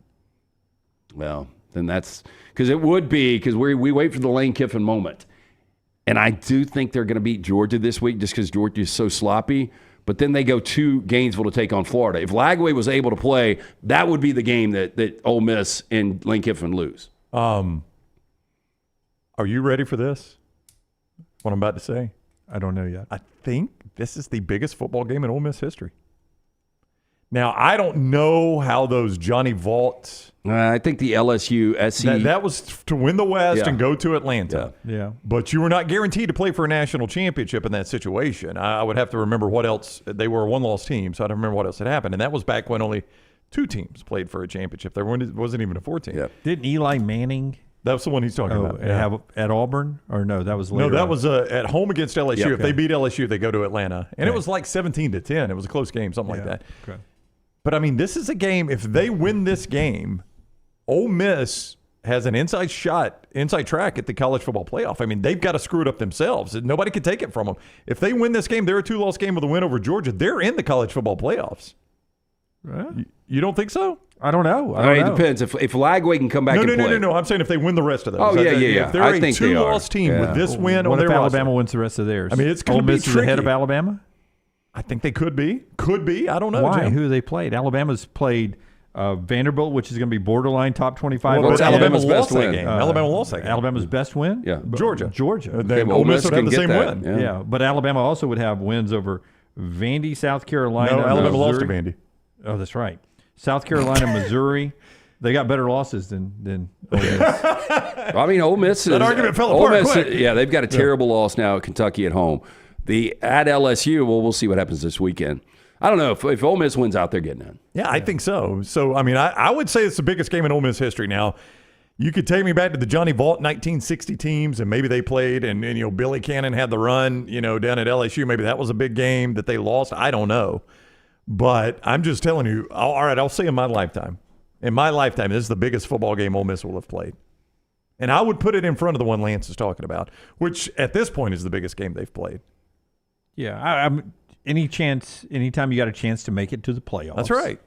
That's going to be a big game. Yeah, and that's where it's an elimination game for Ole Miss for sure. It becomes it's tricky for Georgia. Tricky if they for lose. Georgia if Yeah. they lose this game. It is tricky for Georgia. They got that win over Texas, but they've still got to play Tennessee. Obviously, Yeah, they still got to play Tennessee, and then for Alabama LSU, there's no way around it. That's an elimination. 100% for both teams. Yep. Yeah, I mean, the winner of this game should be in. Of Alabama, Georgia, LSU? Ole Miss. Yeah. Georgia, Ole Miss. Yeah, because even if Georgia loses, Tennessee takes on that second loss. Committee's going to let them get in. If Georgia Georgia's wins, in. Ole Miss, I don't think is a Oh, guarantee. yeah. No, I'm just saying the winner of this game is going to be in the college football playoff. So you think Ole Miss makes it if they win this game? Is Yes. what you're saying. Okay. Well, I mean, all of a sudden, we're going to thank you to South Carolina. We've got potentially a glut of 10-2 teams because now A&M, the best they can finish is 10-2, and that's only if they beat Texas, who then would make Texas what? 10-2. If Ole Miss wins this game, they're 10-2. The best Georgia could finish would be 10-2. We're not going to prematurely go to it, but we have it ready to go. What? When the tie breaks? We just got to see it. We just got to see it happen in a couple more weeks, so that we can play back for Greg Sankey, him basically rolling his eyes at Lance. Yeah. At SEC Media Days. I mean, what if you end up with 6-10-2 teams? Hey, and it's not even crazy. Well, and that's the thing, and it's not just this year. Like, this is year one. I mean, we are going to see this a ton moving forward in the SEC. There's going to be a lot of 10-2s. Unless they go to 9 games. Yeah. Unless they go to 9 games. Alabama LSU winner is 10-2. I mean, assuming they don't, we're assuming they don't win. Yeah, 10-2. Should be, yeah. Texas A&M beats Texas. Not at all crazy. Not crazy. No. All right. So now they're both 10-2. Yep. Georgia loses this game and wins out. They're 10-2. Ole Miss wins this game and wins out. They're 10-2. Tennessee loses to Georgia. Yep. They're 10-2. We got 5 10-2 teams. I don't even know who goes to Atlanta. And now you probably don't want to go to Atlanta. You don't. Not at that point. You don't. Yeah. I mean, it is not. It's not even crazy upsets that could get you to all these 10-2 teams. They're just normal games. But I love this. That's what I was talking about over the weekend. You referenced at the start of the show. I think people hate the transfer portal and NIL, and in large part, those two things have given us what we've got right now. Like, nobody is safe. I turned on college football on a Saturday, and nobody is safe, it feels like. We will do our stock report after trash coming up near the end of the show. That is being brought to you in part today by a couple of folks. Before Brownie tells you about the new location of Academy Sports right near our studios here in Birmingham, Alabama, we want to tell you about our friends at Urology Centers of Alabama. That time of year, guys, you need to think about your health. Always make a part, just a mark in your calendar. Do it every year. Checkup every year. Make it November 1st or whatever. Just check up first week in November, or just pick a date. And that includes our friends with Urology Centers of Alabama. Early detection, so important. 205-930-0920. 205-930-0920. UrologyCentersAlabama.com. Everything from kidney stones to prostate health, vasectomies, they handle it all right there with our friends at UrologyCentersAlabama.com and our wonderful friends at Academy all over the great Southeast. They absolutely are, and there's a brand new location right here in Birmingham, as Jim said, just a stone's throw from our studio in the Target Shopping Center there in the old Best Buy. That's where you find the brand new Academy Sports and Outdoors. The best sports equipment, outdoor gear, apparel, and footwear from the brands you love and at everyday low prices. They carry a wide selection of trusted brands like Nike, Stanley, Brooks, Carhartt, Blackstone, Yeti, Titleist, Shimano, and more. Academy Sports and Outdoors. Go enjoy the brand new store right here in Birmingham, Highway 280. Okay, Billy Napier was on a hot seat. I think across the panel, all three of us would put up Save's job if we had a graphic here. I would, but I'm reading people say people that cover that program say the other thing, which I don't understand, I would keep him. I think the only way they don't keep him, if Scott Strickland and some power boosters behind the scenes are like, we can get this guy. Lane Kiffin? That's who everybody's talking about, Lance. But if you feel like you can get your guy and he's going to be, I think your point is sometimes when things did not look like Billy could turn it around or put out a good product, even with a walk-on quarterback from Yale to save a rivalry game, make it competitive, sometimes you start things in motion earlier in the year where you're doing back channels to get a guy and you've already gone too far down the road that there's no turning back now. Yeah. You've got your guy. We've already promised this and that. We can't pull out now. I mean, you could, but it would be difficult to do it if you feel like you've got your guy. I think Billy Napier has earned another year, in my opinion. I do too. I would say so. See, we're able to look at this without the emotion of a Florida fan, right? That's right. That's an improving football team. There's no doubt. Like DJ Lagway had them right in the game with Georgia. Yep. And they go to the backup, and guys, the only reason it was a 14-point game is Georgia scored, and Napier had no other choice. He had to let that backup just cut him loose and throw. That kid's not ready to be out there throwing against Georgia. He's a third-teamer. Let him on one touchdown drive. Yeah, against I know. Georgia. I mean, what is Napier supposed to do there? Yeah. So, I mean, that's an improving football team that I don't think a lot of teams want to play right now, honestly. Well, they do now because they're down to their third team. But with Lagway healthy, I don't think teams are signing up to play Florida It'll right be now. interesting if Lane Kiffin is that guy. And look, I wouldn't put it past Lane that he's already agreed in principle, verbally, behind the scenes. But we saw when Lane had a flirtation with Auburn a couple of years ago, and the bottom completely fell out of that. Yeah. But here's the deal. And he just got a new deal on that, so I don't know what the buyout would be to get Lane. But we're just sitting here talking about Lane Kiffin is coaching a game at home. If they win it, they probably go to the playoffs. Yeah, and I would Why rather leave that to go to Florida? Right. That's what I was going to bring. Everybody's won a championship at Florida. You can do something at Ole Miss nobody's done since the early 60s. But even if that's not a factor, I can do it at Ole Miss. Like, I am in a better position at Ole Miss than anybody's been in Florida the last 5, 6, 7 years. Hell, in a 12-team playoff, as long as you're in the SEC and the Big Ten, you can do it at Indiana. I know. Well, I was going to bring that up. Kirk Cignetti, if Florida offered him, he would have to take that job, right? I would think so, yes. You'd have to. But how easy would the lack of pressure be for being the Indiana coach? And now if you're Indiana, you really can be competitive with what you pay Cignetti. Because I've got Auburn fans saying, boy, I want Rhett Lashlee, which I laugh at because you hated him when he was the offensive coordinator. You hated him, yeah. Yes. But I want Rhett Lashlee. And I'm like, if I'm Rhett. Oh, no, thank you. I'm in Dallas, great town. I'm at SMU, great school. Yeah. ACC now. A ton of money behind me. His NIL is healthy. They're paying to be in the ACC. They didn't even get invited. They just went to the ACC and said, what would it cost us to join? Yeah. And the ACC said, this. And they said, well, where do we send the check? Look, and Rhett's seen how dirty things can get down on the Plains. But I'm like. I mean, how many times was he thrown under the bus? By his own friend, his own coach. But the point there is he's coaching with far less pressure on him than an SEC job. Far less pressure. I mean, if Rhett is able to land this plane, heck, he's probably going to get him to the ACC championship game year one. He can name his price there. These jobs are just so different with the college football. That's my point. And that's the reason, like Matt Campbell, I knew they shit the bed on Saturday, but there was a reason when there was flirtation with Campbell before why he didn't leave. He was making enough money. He was happy in Ames. Yeah. Rhett Lashlee, by the way, Arkansas native, if that job comes up. But there again, why leave SMU? Why? I don't know. I can. Unless you grew up. Pig. I mean, if he was a little kid. Arkansas is a much harder job than SMU. Oh, it's a harder job than Auburn. Yes. And that's what I'm saying with the playoff, the 12-team playoff. Now, if I'm Rhett Lashlee, I'll look at SMU like, do I like living here? If I do, check. Do I like the money we got? I got plenty of that. Check. See, why leave? And this is going to sound weird coming from me, but it's almost like in today's 12-team playoff, you've got to have more patience. More fan bases don't have patience because what they do is they look at what's going on with Indiana, and they look at, I know Elko's coming off a loss, but they look at the only undefeated team in the SEC last week was a first-year guy, and they're like, why can't my team do this if guys, so early in their tenure with these programs are being able to do it? But I'm like, if you've got something where you think you're building it a little bit, I think you got to let that guy go. 3 or 4 years ago, SMU had no path to a national championship. Zero path. Zero. I mean, there was no chance they could ever win a national championship. I don't think they can now, but they can be in the playoffs for it. They couldn't even get in the playoffs before. But all they did was stroke a check, and now they got access. I'll tell you what happens, though. You get in the playoffs, then a couple of those recruits in Texas sees SMU in the playoffs, so you maybe get 1 or 2 more. Yep. Then all of a sudden you're in the playoffs and you win a game. right? Oh, yeah. And now you get one or two more recruits, and Oh, then yeah. someday You can maybe build there. someday in the future, well, maybe they can win it. TCU did it.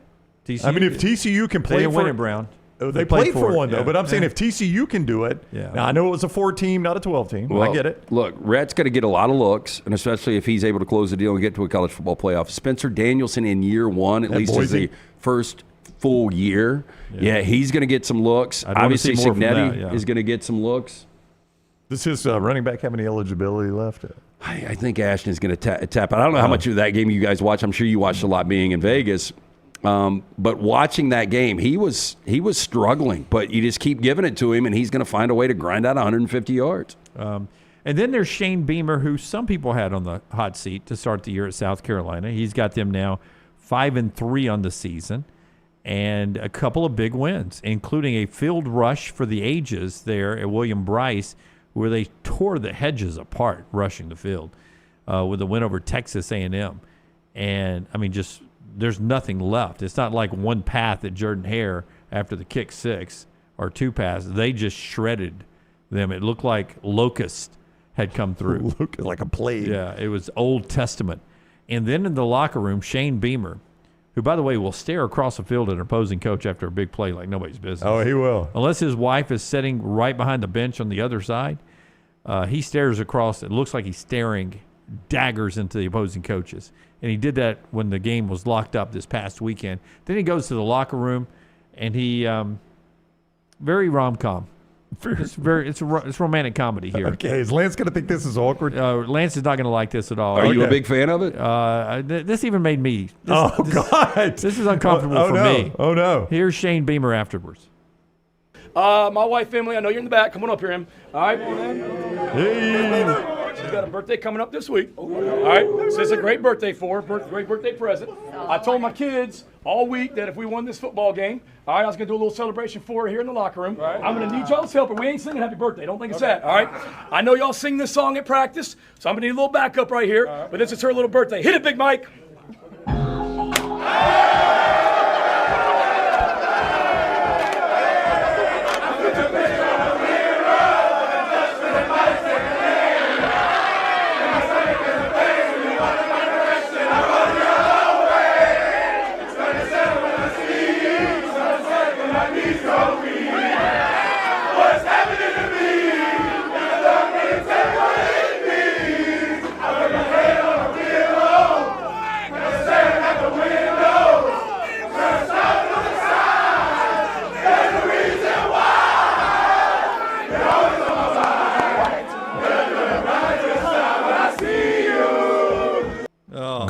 So cheesy. Look, I mean, kids are having fun. She was uncomfortable. That's all you need to know. She didn't want to be up there. She didn't want to be the center of attention. Why am I in the locker room again?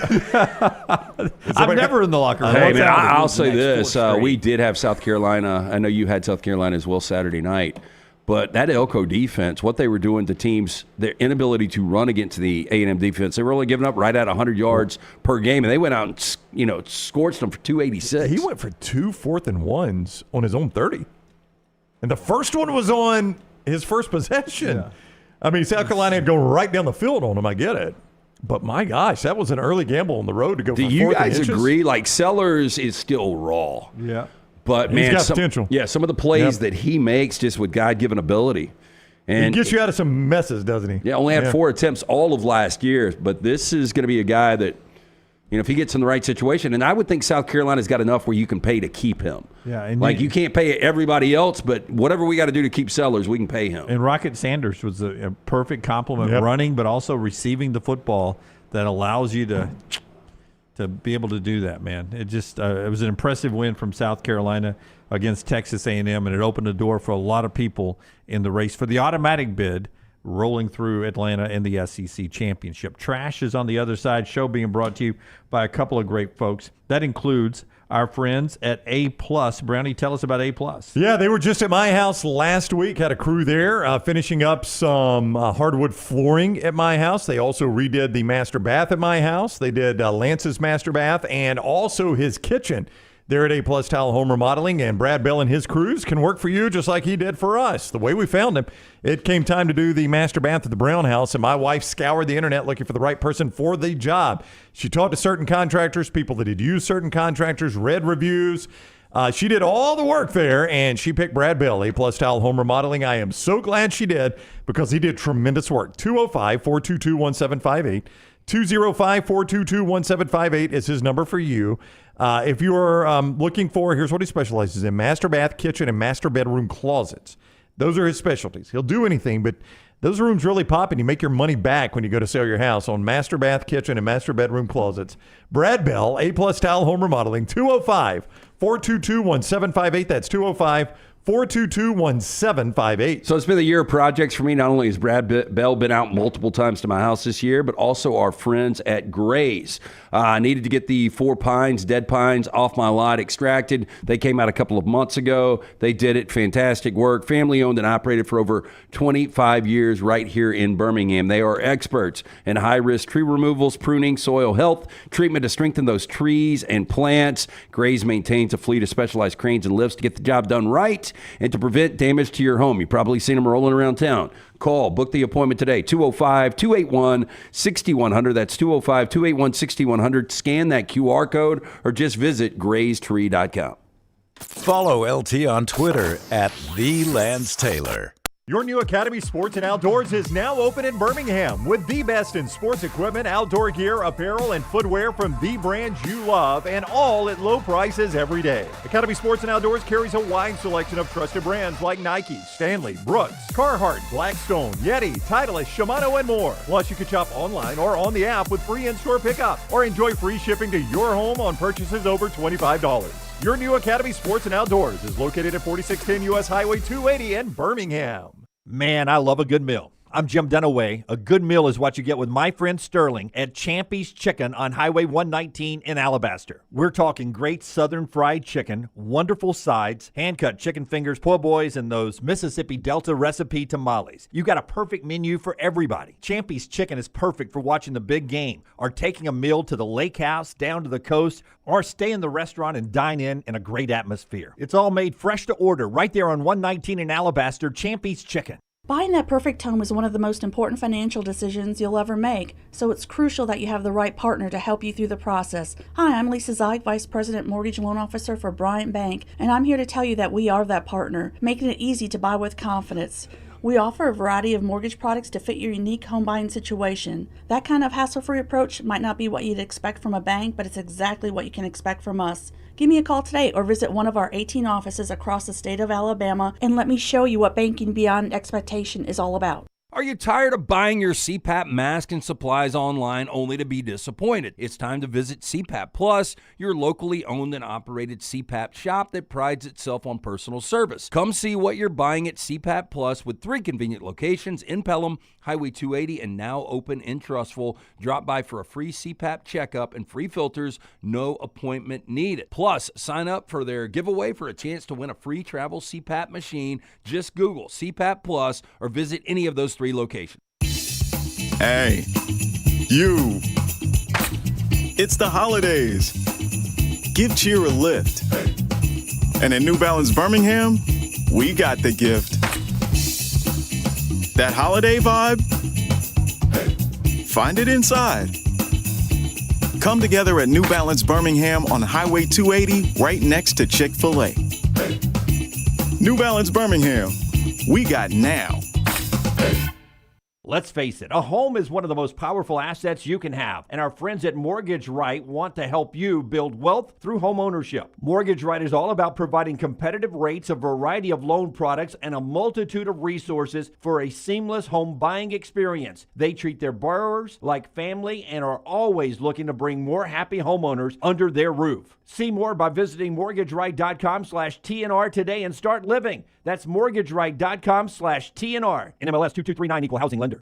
Twin Peaks is the best in the game. Here, you're in the red zone for every college rivalry and divisional matchup all season long. On game day, you never have to decide which teams to watch, only what combination of bites, burgers, wings, and more to order. Plus, where else are your favorite draft beers always poured at a frozen 29 degrees? Only at Twin Peaks, the #1 sports bar. stick around after the sun sets. Twin Peaks is open really late. Wind down with bourbon and late-night bites. Only at Twin Peaks. Hey, there's nothing worse than waking up to a plumbing problem. Don't get caught in a flooded house. Call the guys at Hemp Hill Services. Adam, Chad, and the team at Hemp Hill are the only ones I trust to fix it and fix it right the first time. Hemp Hill Services does it right and always at a fair price. For all of your plumbing, cooling, and heating needs, trust the name that Birmingham has trusted since 1954.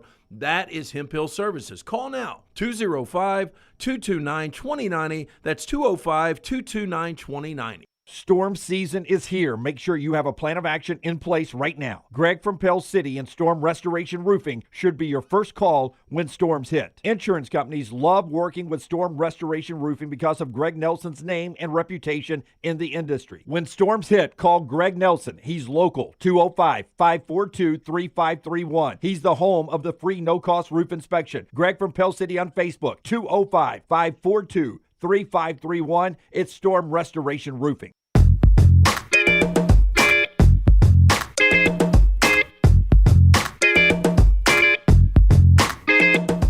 It's the Champy's Chicken Hour, Highway 119 in Alabaster.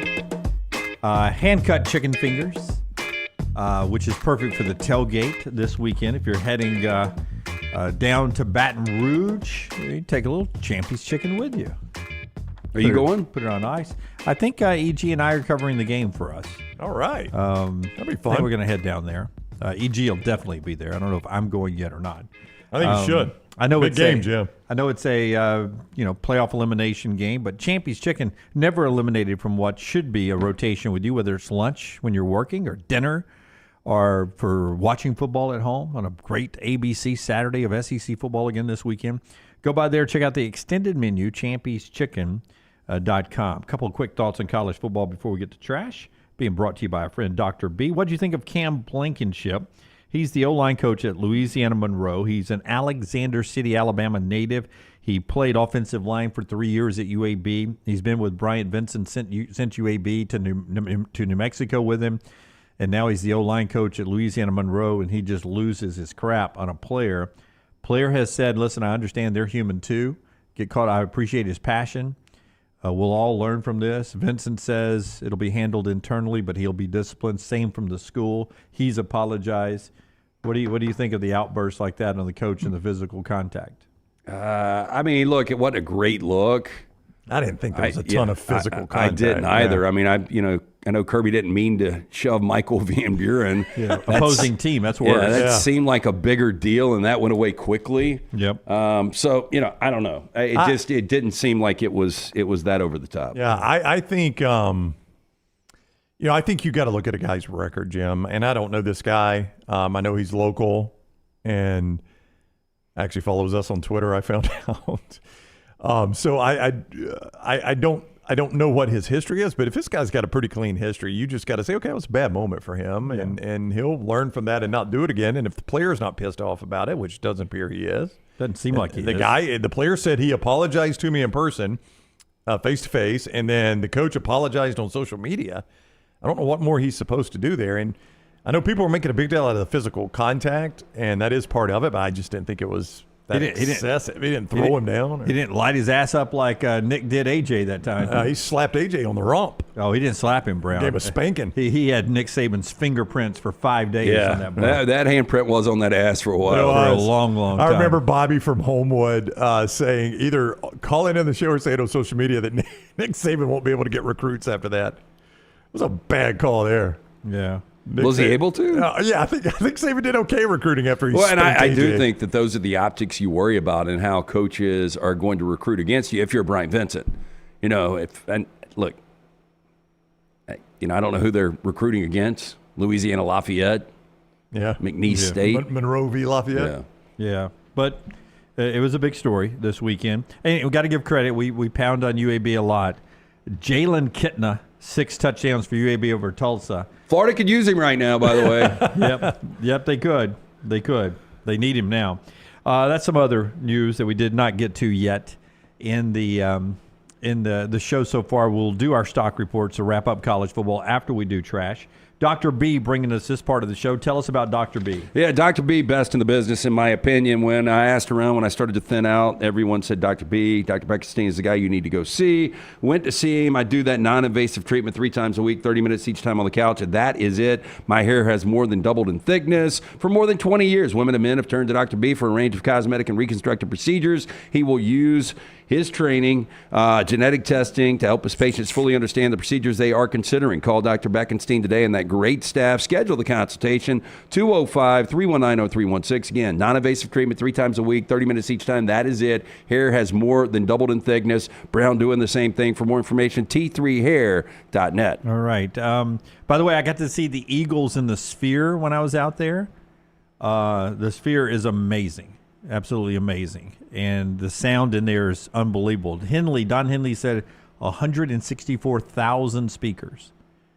And for the first time ever, Todd Coder gave me this fact, that the Eagles never wear these things, the inner ears, in do concert. they not? They've never done it before. They've always had the old school speakers in front of them. Yep. Never wore inner ear, but because of the 164,000 speakers and the great acoustics, for the first time ever, they're having to wear inner ears for the concert there. Wow. And Henley said, hey, we're your house band tonight. We'll be playing backup to the videos.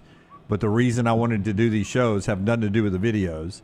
It is the sound in this place with the speakers. So and did it deliver? It did, because we were in the 400s. So is it like IMAX 1,000 times over? Well, that's why I was throwing it in right here. I think it would be amazing to watch a sporting event on, like, them broadcast the Super Bowl. Oh. Like, this is just the... They probably will. This is me in the 400, and I was just thinking to myself, the ability to watch a game on the projection in that place. God, look how small the stage is. So how many of you guys went to that? All 4 of us. Okay. So did you get 4 together? Yeah. How bad were they? Tickets? Like, I mean... Price-wise. Like Price-wise? $500 each? 400. We had a friend. Yeah.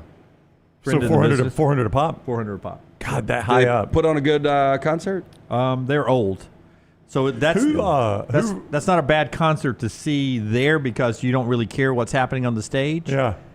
You know, because they don't talk to each other. Yeah. They don't talk a lot, and they don't talk to each other. I don't think they like each other. Well, they didn't for years, but the Glenn Fry died. That was the problem. Who fronted the Glenn Fry songs? His son. His son still does it? Yeah. Okay. And he's fantastic. And he's got the look of his dad early on. Long hair, glasses up. Yeah. I like Vince Gill. Right, but he had a falling out with him. I don't like Vince Gill in this setting. Yeah. Vince Gill. So he's still with them. Yeah, he sounds like I thought he had a falling out with him. No, he was there. Okay. I didn't know about the falling out. He sounds I could be wrong. like he's singing a country song. Am I wrong about that, Tyler? I thought Vince Gill had a falling out with the Eagles.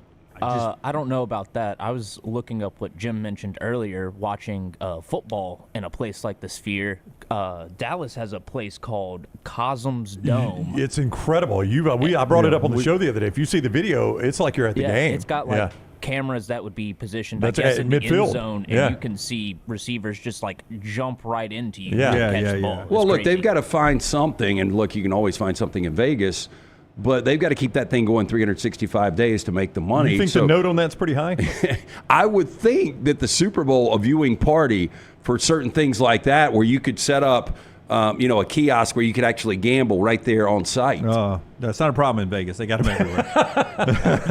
All right, it's Trash Time, brought to you by our friends at Mortgage Right. Tyler, hit it, man. Well, shit. What are y'all doing? This is awful. It's still March. How many days in March? LT's Trash is presented by Mortgage Right. Mortgages done the right way. Hey, if you are in the buying market, our friends at Mortgage Right here to help. Veteran founded here in Birmingham, offer loans throughout the country while the area they serve may have grown. Their commitment to Birmingham and veterans has not changed. Before you take the next steps on a new home purchase or refinance, talk with the team at Mortgage Right. No cost or obligation to find out what you qualify for. You get more information, go to their website, mortgageright.com/TNR. If you can also call the Birmingham office, 205-900-7200, NMLS 2239, equal housing lender. So have you guys heard about Peanut the squirrel? Yeah, I didn't get this whole story, but I saw the Peanut's no longer with us. Yeah, is he having a nut problem? This is really sad, kind of bullshit. Now, I saw some of the videos of Peanut the squirrel, very weird. but I'll try to give you guys the nuts and bolts, literally, of the story. Hey. Upstate man whose beloved squirrel was cruelly killed by the state said he was treated like a, quote, terrorist when 10 government agents descended on his home during a 5-hour raid. Mark Longo, whose pet, Peanut, captured the hearts of 3 million social media users, was stunned when the convoy of vehicles carrying officials from state departments of the Environmental, Conservation, and Health arrived at his Pine City home on Wednesday. Now, they served him with a surprise warrant, allowing them to snatch away Peanut, the squirrel, and Fred, a raccoon that he had taken in. Quote, they treated me like a terrorist. They treated it as if this raid, if I was a drug dealer. They ransacked my house for 5 hours. So it's all over this squirrel, like they knew this guy had a pet squirrel? So Somebody they do a raid? leaked it because he's doing all these videos, and so they came in and said that this squirrel could be carrying rabies. Well, it could be. It's not not wrong. Could be, but I think to use the resources and manpower to come in, that's a lot, to extract these animals from a guy that actually has rescued them, has taken care of it, and then kill them. Yeah, actually euthanize so they the animals. euthanize Peanut. Yeah, yeah. I mean, that's complete bullshit. I mean, the squirrels that are out in the park at Central Park could also have rabies. Indeed, that is accurate. Okay, so Jim, what yes. happened is he took this squirrel in, and when they nursed it back to health, they let it out because he saw the squirrel's mom get hit, and so it was a baby squirrel by itself. So they took it in, what a story. they nursed it, then they let it out into the wild. The next day, the story is, correct me if I'm wrong, he's at the front door, and he's got a bone hanging out, and his tail's gone, and he's like, he doesn't have the survival skills, so we're going to take him in. Made him a pet squirrel for 5 years. He's got like millions and millions of TikTok viewers that watch Peanut every day. I just think it's sad. I mean, I know some people are probably laughing about this. I mean, where do we draw the line? Like, people have snakes. Why can't I have a squirrel? I mean, I don't want a squirrel, but I think this little boy ought to be able to have one. Oh, he had a nice little hat. Yeah. That's really a sad story. It is. Rest in peace, Peanut. Is this guy beat up about it, I imagine? Oh, yeah. Yeah, him and his wife. I mean, he's got his wife, Daniela, they've got a sanctuary that is home to 300 rescue animals. Is that his old lady? And so they've got, like 250 acres. That's his wife with Fred the raccoon. Oh, he's got a raccoon as well. Okay, so he's not living in New York City then. He's not like in an apartment upstate. complex. It's upstate, right? Yeah. But he's not in the city. He's got land. He's got land, but because these are actually indoors. But it's in my doors. Yeah. Yeah. No. Yeah, It's in my doors, and it's on my land. Yeah. It's not like my pet squirrel is across a hallway from your pet squirrel, with your kids or anything, and we're sharing a high-rise apartment in downtown New York. He's out in upstate New York, and he's got land? Yeah, and it's in his house. And his old lady apparently has a raccoon. No. They got any beavers? Now, I was about to say, if she had a pet beaver, jokes aplenty. More views. Yes. Yeah, I don't know, man. Really sad, especially. That's like, unfortunate. how can you domesticate a squirrel? Yeah, he said he was working on getting proper paperwork and vaccinations for both the squirrel and the raccoon. I don't think he should have been allowed to do that. Apparently, ground squirrels will imprint like baby birds and ducks do on the first thing they see when they start to grow up, which was this guy. Yeah. How about that? Tyler with some animal knowledge. A lot of good animated movies come from that. I know Bullet and Chili love the old pup cups. If you go to Starbucks. So does that raccoon. I think Sonic's got it now. I didn't know Duncan had it, but yeah. That raccoon went all in. So a downtown man who reportedly used a machete to attack a man who knocked on his door by accident has been charged with a felonious assault. The charge, second-degree felony, filed Friday in municipal court against David Wright, age 60, for the attack, where the victim, who was in his 80s, used a pair of nunchucks to fend off the attack. Now, the victim came to the police station, told police he knocked on the door of an apartment. A man inside, later identified as Wright, yelled that the victim had the wrong apartment. Victim moved on and was about to knock on another door when Wright came out of his apartment, swung a rusted machete at the victim. Sounds a little over the top It here. does. Yep, I agree. Port said the victim then took a pair of nunchucks he had and used them to defend himself. So this guy had to have nunchucks on him when he walked up to the door. Yeah, well, the other guy had a machete on him. Yeah, seems like a fair fight. Yeah, I think I'd rather have machete than nunchucks. I don't know about you guys. I don't know. I can get maybe longer reach with a nunchuck. You can, but you really have one shot unless, if you don't land that one shot, you got a problem. Yeah, if I swing the nunchuck at your head. And I feel like I could take your arm off with it. You're it. just going to knock yourself out. That's true. Yeah, Tyler's right. You could get yourself. So I've just got one shot. Had I had mom's spaghetti earlier that night? Yes. You got one opportunity. Was Dick driving the bus? Yep. Okay, you guys familiar with the children animated series Bluey? I am. Yep. It's I learned. I thought it was British. I believe it is Australian or New Zealand, one of the two. Australian police said Wednesday they had recovered more than 40,000 stolen limited edition coins based on the hit children's animated series Bluey. Now, the Bluey coins with a face value of $1 Australian dollar, that equates to 65 U.S. cents, were found Tuesday afternoon in a self-storage business in the Sydney suburb of Wentworthville. According to police, Bluey is the name of a blue heeler puppy whose adventures with her cattle dog living family in the Australian city of Brisbane, where the series is produced, have become popular among kids around the globe. Now, the 40,061 recovered coins were still in the Royal Australian Mint plastic bags that they were stolen in 3 months earlier, according to police. Police were notified on July 12th that 63,000 of the yet-to-be-released series of coins produced by the National Mint had been stolen from a warehouse in the Sydney suburb. Now, 3 people have been charged over the theft. 27-year-old woman, whom police allege drove 2 accomplices to the July burglary, was arrested on Tuesday, hours before the coins were recovered. 2 men had earlier been charged over the theft, and police were searching for a 4th suspect. So total value of, do you have that? $77. No, I don't know. Well, they're $1 a piece. Yeah, 65, 40,000. I don't know. I'm doing rough math here. I don't know, $28,000, $30,000. Okay, that's a lot of money. Pretty heavy, too. Yeah. Ooh, that was low. Yeah, that was. Snoop Dogg making his own Planet of the Apes inspired movie, but doggy style, of course. Now, the rapper teased a number of upcoming projects on Friday, including a science fiction movie that he says is heavily influenced by the film franchise. Quote, I can't really give up the storyline, but I'm going to share the idea. I love the Planet of the Apes. Planet of the Apes made me wait too long to see the next one. Since the 7-year gap between 2017's War for the Planet of the Apes and 2024's Kingdom of the Planet of the Apes was too much to bear, Snoop took matters into his own hands. Quote, I'm going to do something in that vein where you don't have to wait, but just imagine it was dogs instead of apes. Oh, I thought it was going to be apes. Like, Now, Snoop's proposal, very straightforward, to picture a world where humans are all but extinct and man's best friend roams the earth, unleashed to do whatever doggy business their heart desires. Talking dogs, that's always a big hit. Tyler will see this.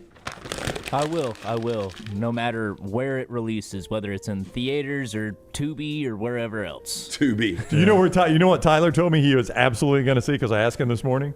Is the movie where Dwayne "The Rock" Johnson is trying to help the kidnapped Santa Claus. And I said, Tyler, you're kidding, right? You can't. With J.K. Simmons? Yeah, it looks like one of the worst movies I've ever seen. Yeah, one of the worst movies. You brought up Tubi, and it was so funny because I was talking to our buddy Bo over the weekend about Tubi. And I saw the worst movie I've ever seen, Trap House. I think I told you guys about it. Yeah, Tubi's got quite the winners. Check out Velocipaster on Tubi. Oh, so it's a dinosaur preacher? Yes, it is. Is he trying to convert humans or dinosaurs to Christ? Which one? I think he was a pastor with the like dinosaur powers. He can turn into a dinosaur and fight crime. Does he have a theory on the Big Bang? I don't think so. Velocipaster is fantastic. That is great. That is Trash Today, brought to you by our friends at Mortgage Right. Yeah, hey, look, if you're looking for a new home, our friends at Mortgage Right here to help. Remember, whether you're looking for your final home, first home, whether you have a big down payment or need 100% financing, Mortgage Right, one-stop shop, mortgageright.com, 205-900-7200. All right. Okay. Tyler found the Velocipaster after losing his parents. parents. He's a man of the claw. I just saw that. That is good. A priest travels to China where he inherits a mysterious ability that allows him to turn into a dinosaur. He's at first horrified by this new power. Yeah.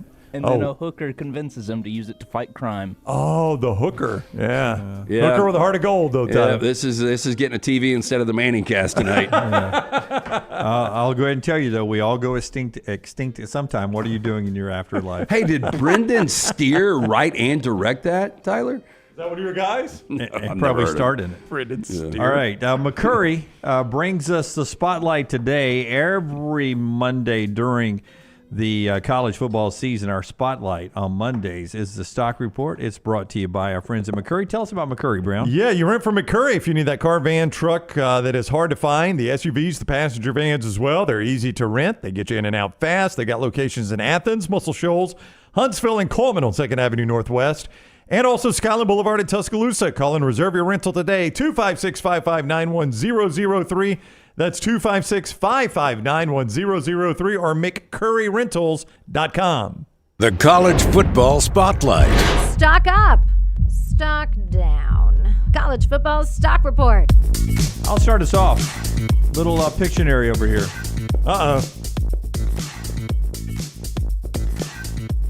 Jackson, Mississippi. Jackson, Mississippi Dart. Jackson Dart, 515, 6 touchdowns. Stock up. Playing good football right now. Maybe the best quarterback in the SEC. What is that thing putting the dart in? Is that like a llama?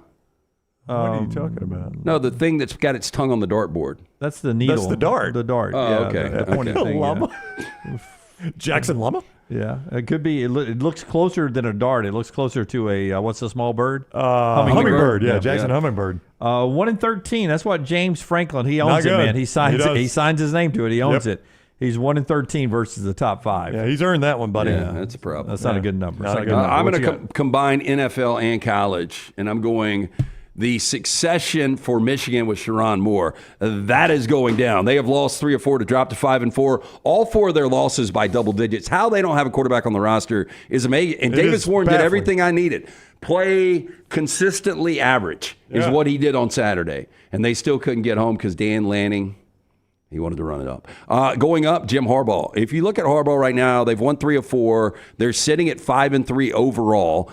Justin Herbert is playing much better football, and their 3 losses are to 3 division leaders right now with the Steelers, the Chiefs, and the Cardinals. So Harbaugh's got them trending in the right direction with Herbert. Sharon Moore seems very, very overwhelmed with this job. I'm going to block my stock down for one moment, okay, so I don't get the immediate reaction on that. My stock up is Deshaun Foster. We wanted this guy to do well. We felt sorry for the way that all played out for him at the Big 12, at the Pac-12 or the Big 10 Media Day. I'll get it eventually. Big 10 Media Day. And they've started to play better. Back-to-back wins. Hate it came at the expense of friend of the show, Matt Rule, but you got to give them credit, man. They won back-to-back games. They play a full 60 minutes. Yeah, they do. 3 and 5? 3 and 5. Sounds right. Yeah, that was win number 3. My stock down is Diego Pavia. Hear me out. I was with you on first-team All-SEC quarterback. Danny DeVito Tebow. Yeah, DeVito Tebow. We got to give up on DeVito Tebow as first-team All-SEC quarterback. I mean, they played at Auburn and went 2 consecutive quarters without completing a pass. He was 9 of 22. Okay, well, you tell me who that quarterback is. Jackson Dart right now. It's going to be my all-conference until he throws 3 against. Yeah, but we got to back off this Diego Pavia all-conference. I was on with you, Lance. I was on with you, but when you're 9 of 22 in a game, DeVito Tebow, man. DeVito Tebow, I don't think can be our all-conference quarterback here. Yeah, I don't disagree with you. Yeah. But it seems like there should be a place that we can put him on the all-SEC first team. Team leader or alternate, whatever that. He might be second team. That total yards position is. Yeah. That's our All spotlight. around. Spotlight today brought to you by our friends at McCurry. McCurryRentals.com. That's where you start with McCurryRentals.com. Yeah. Overtime coming up in just a second. We will hear from Kalen DeBoer about Alabama coming off the bye week, playing at LSU. EG is over there. She will have on our platform assistant coaches and other stuff throughout the day with Taylor Korn at Next Round Live. Forrester working on that as he always does as well. Big shout out to Haley Forrester, who had a little procedure over the weekend. She's at home recovering today. We've all been thinking about her. Part of the family up here. And we appreciate you guys being part of it as well, being with us today.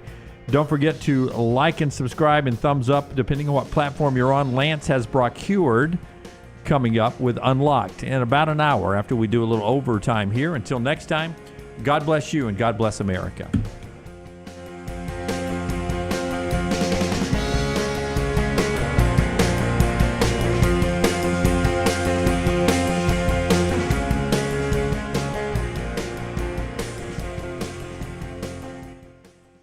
Overtime now, brought to you by our friends at Roback, roback.com, Brownie. I got the Roback on right now. You can get Roback as well. Code TNR20 saves you 20% on your first order when you use that code at checkout on your first order of Roback. All the great golf polos, the quarter zips. I'm wearing both of those right now, a polo and a quarter zip. They've also got those great hoodies and team-specific gear. Roback.com, code TNR20 to save 20% at checkout in your first order there at roback.com. Is Roback nationwide yet? Do you know? They are on the internet, so you can get them anywhere. Anywhere in the just country. Just like us. Because out in Vegas, we were playing Reflection Bay, and the starter there, who Mark is his name, is from Michigan. He's been in Vegas 6 years at Reflection Bay as the starter, and he saw where I was from, and with my bag, it has one Alabama head cover, right? Classic Alabama logo. Okay. And he says, "Oh, you're a Roll Tide," because I'm a Michigan guy, and I was like, "Well, go blue! You got it. You got Bama in the SEC championship. The Rose Bowl." And he talked about how bad they were this year, and then he asked me about my golf gear. He goes, "What is that dog? What's the gear?" And I was filling him in a rowback, and I gave him the old TNR 20. I said, "Look it up, man. It's got great gear, great hoodies, and everything." I love it. That way, Jimmy D. Really, really Sports good stuff. sponsors. I just wondered if it was widespread in Vegas because he did not to seem familiar with the rowback name. So you can get it anywhere. Rowback.com, promo code TNR20. Bye week, Alabama off to LSU in Baton Rouge. Let's listen in to Kalen DeBoer as he makes his way up to the podium in Tuscaloosa.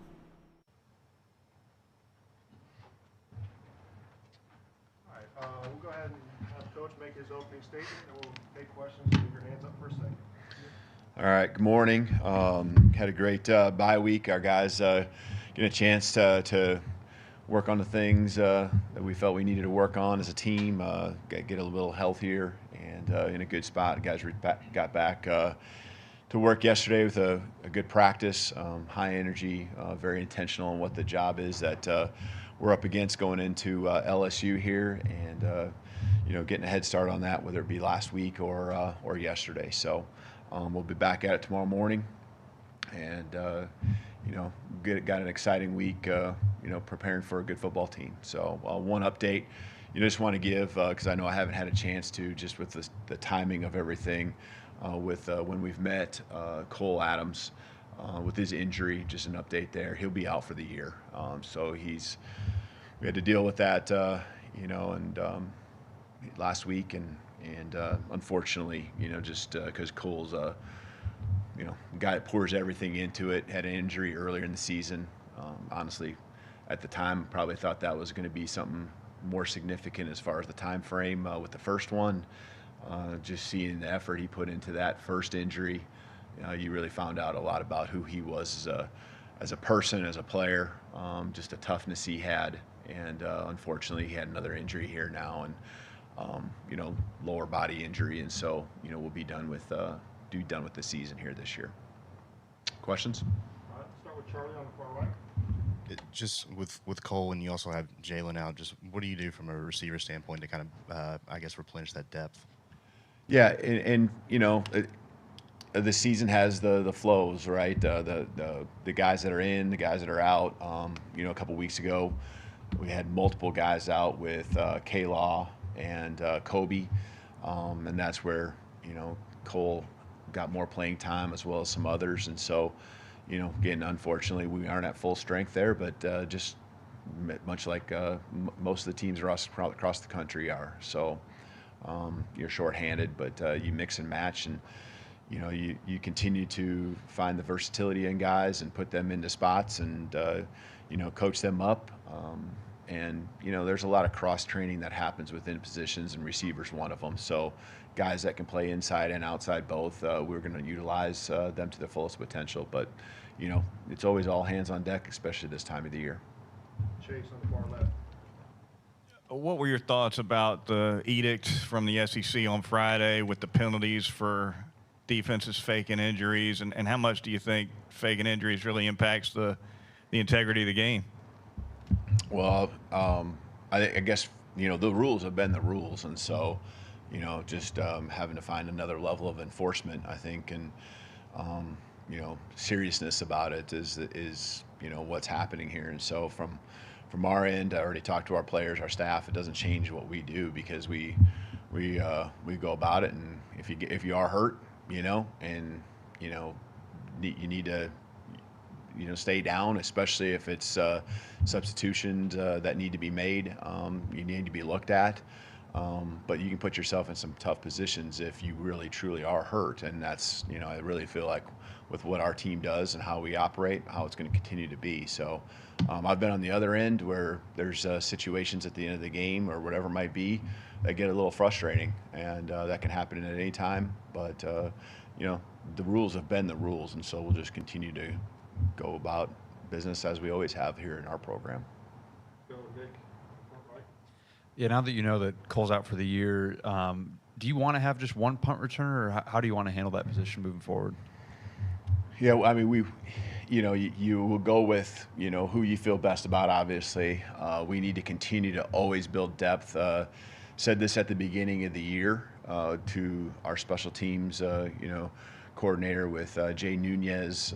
He does a great job, but also just in developing returners. It isn't just your upperclassmen that you know can do it, you have confidence in, but it's also developing younger guys. And you've seen just as much as anyone has that we have younger guys that we've been putting out there with Bach and Ryan, and we need to continue to develop more and more. Not just for today, not just for the next couple games or the rest of the season, but also for the future, years to come. And so, just over and over, you just can't catch enough kicks, punts, and then all the situations that come along with it. When to field it, when to fair catch it.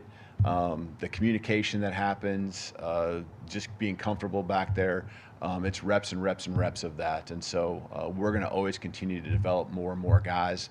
And, kind of who you've been seeing is who we'll start out with Bach and Ryan. But, whether we pick just one or the other, I think there's also pieces with the flow of the game. And just things like that might dictate, or even a situational call that we want to where we have a certain guy out there. Jump back over to the left, Katie. Nick just talked about the importance of starting fast on the road. Vanderbilt, it was a pick six, first offensive possession. Tennessee, 3 and out. So just in general on offense on the road, how important is it to start fast, then specifically kind of with this game this weekend? Yeah, certainly, and that's something we're always preaching. And unfortunately, as you mentioned, in those 2 games, we haven't done that. And there's been a lot of in the Vanderbilt game, I think we quickly got going, had success. You just can't dig yourself a hole, especially given the opponent a momentum in an environment like we're going to see at LSU. So it's critical. We preach it every day. We try to even set up our practice to where we do start fast, whether it's offense or defense. And, we didn't get that done the last 2 road games, as you mentioned. So always an emphasis on that, but really it comes back to not really, the guys are trying. It's just a matter of, doing things that you do well, going out there and executing. Down that same row, let's go to Colin. Hey, Kellen, I'm curious what you've seen out of Elijah Pritchett at right tackle recently. It seems like, from our perspective, that he's struggled a little bit from that position. How have you seen him kind of handle the last off week, and how comfortable do you feel about the right tackle position right now? Yeah, I think Elijah's got a ton of potential, and a lot of things that he's grown in. There's always the areas, and at this time of the year, there's enough film on someone to where teams attack you certain ways, and whether we're talking about the tackle position, or it could be anywhere, defensive back, defensive line. You put on film as a team, as an individual, the things that opponents are going to look at. And so he's continuing to work hard every single day. I mean, he comes out to practice, he's competitive. I feel like his growth has been kind of proven over the year. I think there's a consistency to him that is higher than what it was at the beginning or even the middle of the season. And, that's what you're looking for. That's all you can ask in your players, is that they continue to grow, they can continue to, improve. And he's doing that. And, we'll continue to help him as coaches. That's our job. All the way back right, Ryan. Hey, Coach. Many people believe this one on Saturday must win for Alabama. What's your approach? This is why you come to Alabama for games like this, and what's been the attitude with you going into a game where there's really not a lot of wiggle room left this season? Yeah, and that's, you saw our response, I think, with the Missouri game, because really, that was the case there. And, I say that, and then all of a sudden you start thinking, well, why wasn't that the case when we went to Tennessee? Well, it was. It's just more experiences that you have together, the backs of the wall, there's different things that different teams respond well to. And at least for the first test, and Missouri was at home, we got off to a fast start defensively, did a nice job there, and just continued to apply pressure, I think, offensively. And once we got the field position in our favor, we kind of cracked through. But for us, it's just always going back to really the process and, the work that needs to be put in, the areas we needed to continue to improve on. And the guys, I use the word intentional a lot, whether it's here, whether it's with our team. We have to be intentional, and we got to bring that energy in order to really continue to improve, and they're doing that. And they want to make something big of this season, and it's supported through the action that you see on the practice field. You see it in just the way they're going about their business off the field. Just the details that really continue to hone in on. And it's just a matter of time, right? As the season goes on, you become more comfortable with what we're doing, whether it's our scheme or just the routine or each other. And a lot of our youth is rising up and continuing to gain more and more confidence, mixed in with the veterans that continue to bring great leadership. So I like where we're at. Unfortunately, like you said, we have less wiggle room. And our backs are to the wall, and so we're going to fight each and every day, bite, scratch, and claw, like you've never seen, and that continues on this week. Coach, on the other side of a bye week, what indicators are you looking for in your team that lets you know it was productive and that their mindset is in the right place for a game like LSU? You're talking about like this week? Yeah, I think last week and this week is a great indication. I guess this week I'm talking about yesterday's practice. Ton of energy. There was a purpose, just very deliberate in how we went out there. There's emotion and there's energy, but it's really focused on the right things.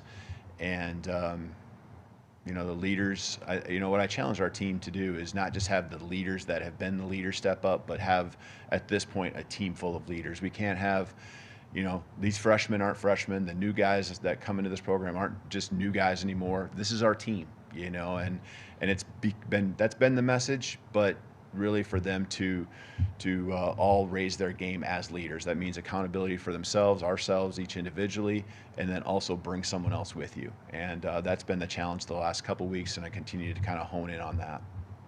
All right, we're going to finish up with Tony here on the left.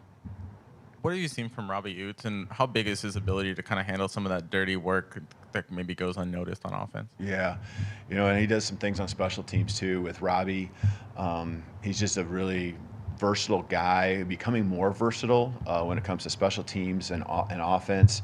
I think he's one of those guys that when you talk about the reps that you've had now in our offense and how we teach things and just getting used to the locations that we're going to put him as a tight end, but even in a fullback role, the spots that we put him all over on the field, the reps have helped him really develop and grow. And now you see him not just going out there and trying to execute what's on paper and what the play's supposed to be, but he's actually going out there and making plays.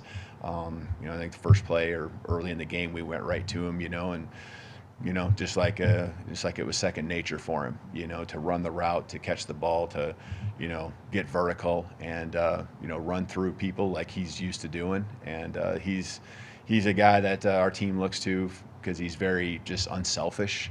Will do whatever it takes for our football team to be successful, and that happens through his effort, happens through his attitude. You can just see it, and he's a pleasure to have on our football team, pleasure to coach. All right, thank you, Coach. All right, Thank that's you. week 11. Kalen DeBoer as they go down to LSU. Alabama and LSU this week. Cole Adams out for the year. He did talk about the SEC enforcement memo that was sent out. You guys discussed last week. No faking injuries. He says his guys are going to be coached the same way. If you are hurt, you go down so we can get a substitution in, but no faking of the injuries. That they've never done that. Not going to do that. There was that one play against Tennessee where a lot of people felt like now it was administered poorly by the officials, but they felt like there was a fake injury there. But I have not noticed it really as a epidemic under Kalen DeBoer. Really, it feels like Lane Kiffin is the guy this is aimed most at. They have had a bad history of that. Well, Adams out with a year, even with the brace on the arm, fighting through the injury. He was a reliable punt catcher. That's right. I guess you go Ryan Williams now. He's been back there doing it a lot. Yeah, and Mbakwe's been back there. Mbakwe, but he made a bad play. Both of them have been a little shakier than. There's also some LSU injury update. Garrett Dellinger's, their talented left guard, underwent tightrope, so he is out for this game, maybe longer, but certainly out for this game Saturday, according to Brian Kelly. So that's a significant injury as well. And turns out, according to Billy Napier, Langway, their quarterback, is not expected to play this week, but they are expecting him to return at some point this season from the hamstring injury. Or at least that's their hope. I don't know if that was just for the Florida State game sometime before then, but it doesn't sound like he's in the mix this weekend. In 2 weeks, they have a rivalry game, does Florida, and it's part of the new TV schedule. First, Alabama and Auburn. Auburn goes at 11:45 SEC Network at home to Louisiana Monroe.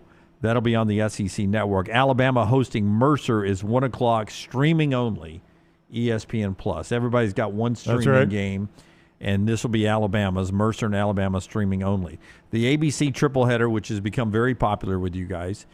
Texas and Arkansas, 11 a.m. in Fayetteville, old school rivalry game right there. Then the next ABC game is going to be rivalry game, LSU and Florida, 2:30 on ABC.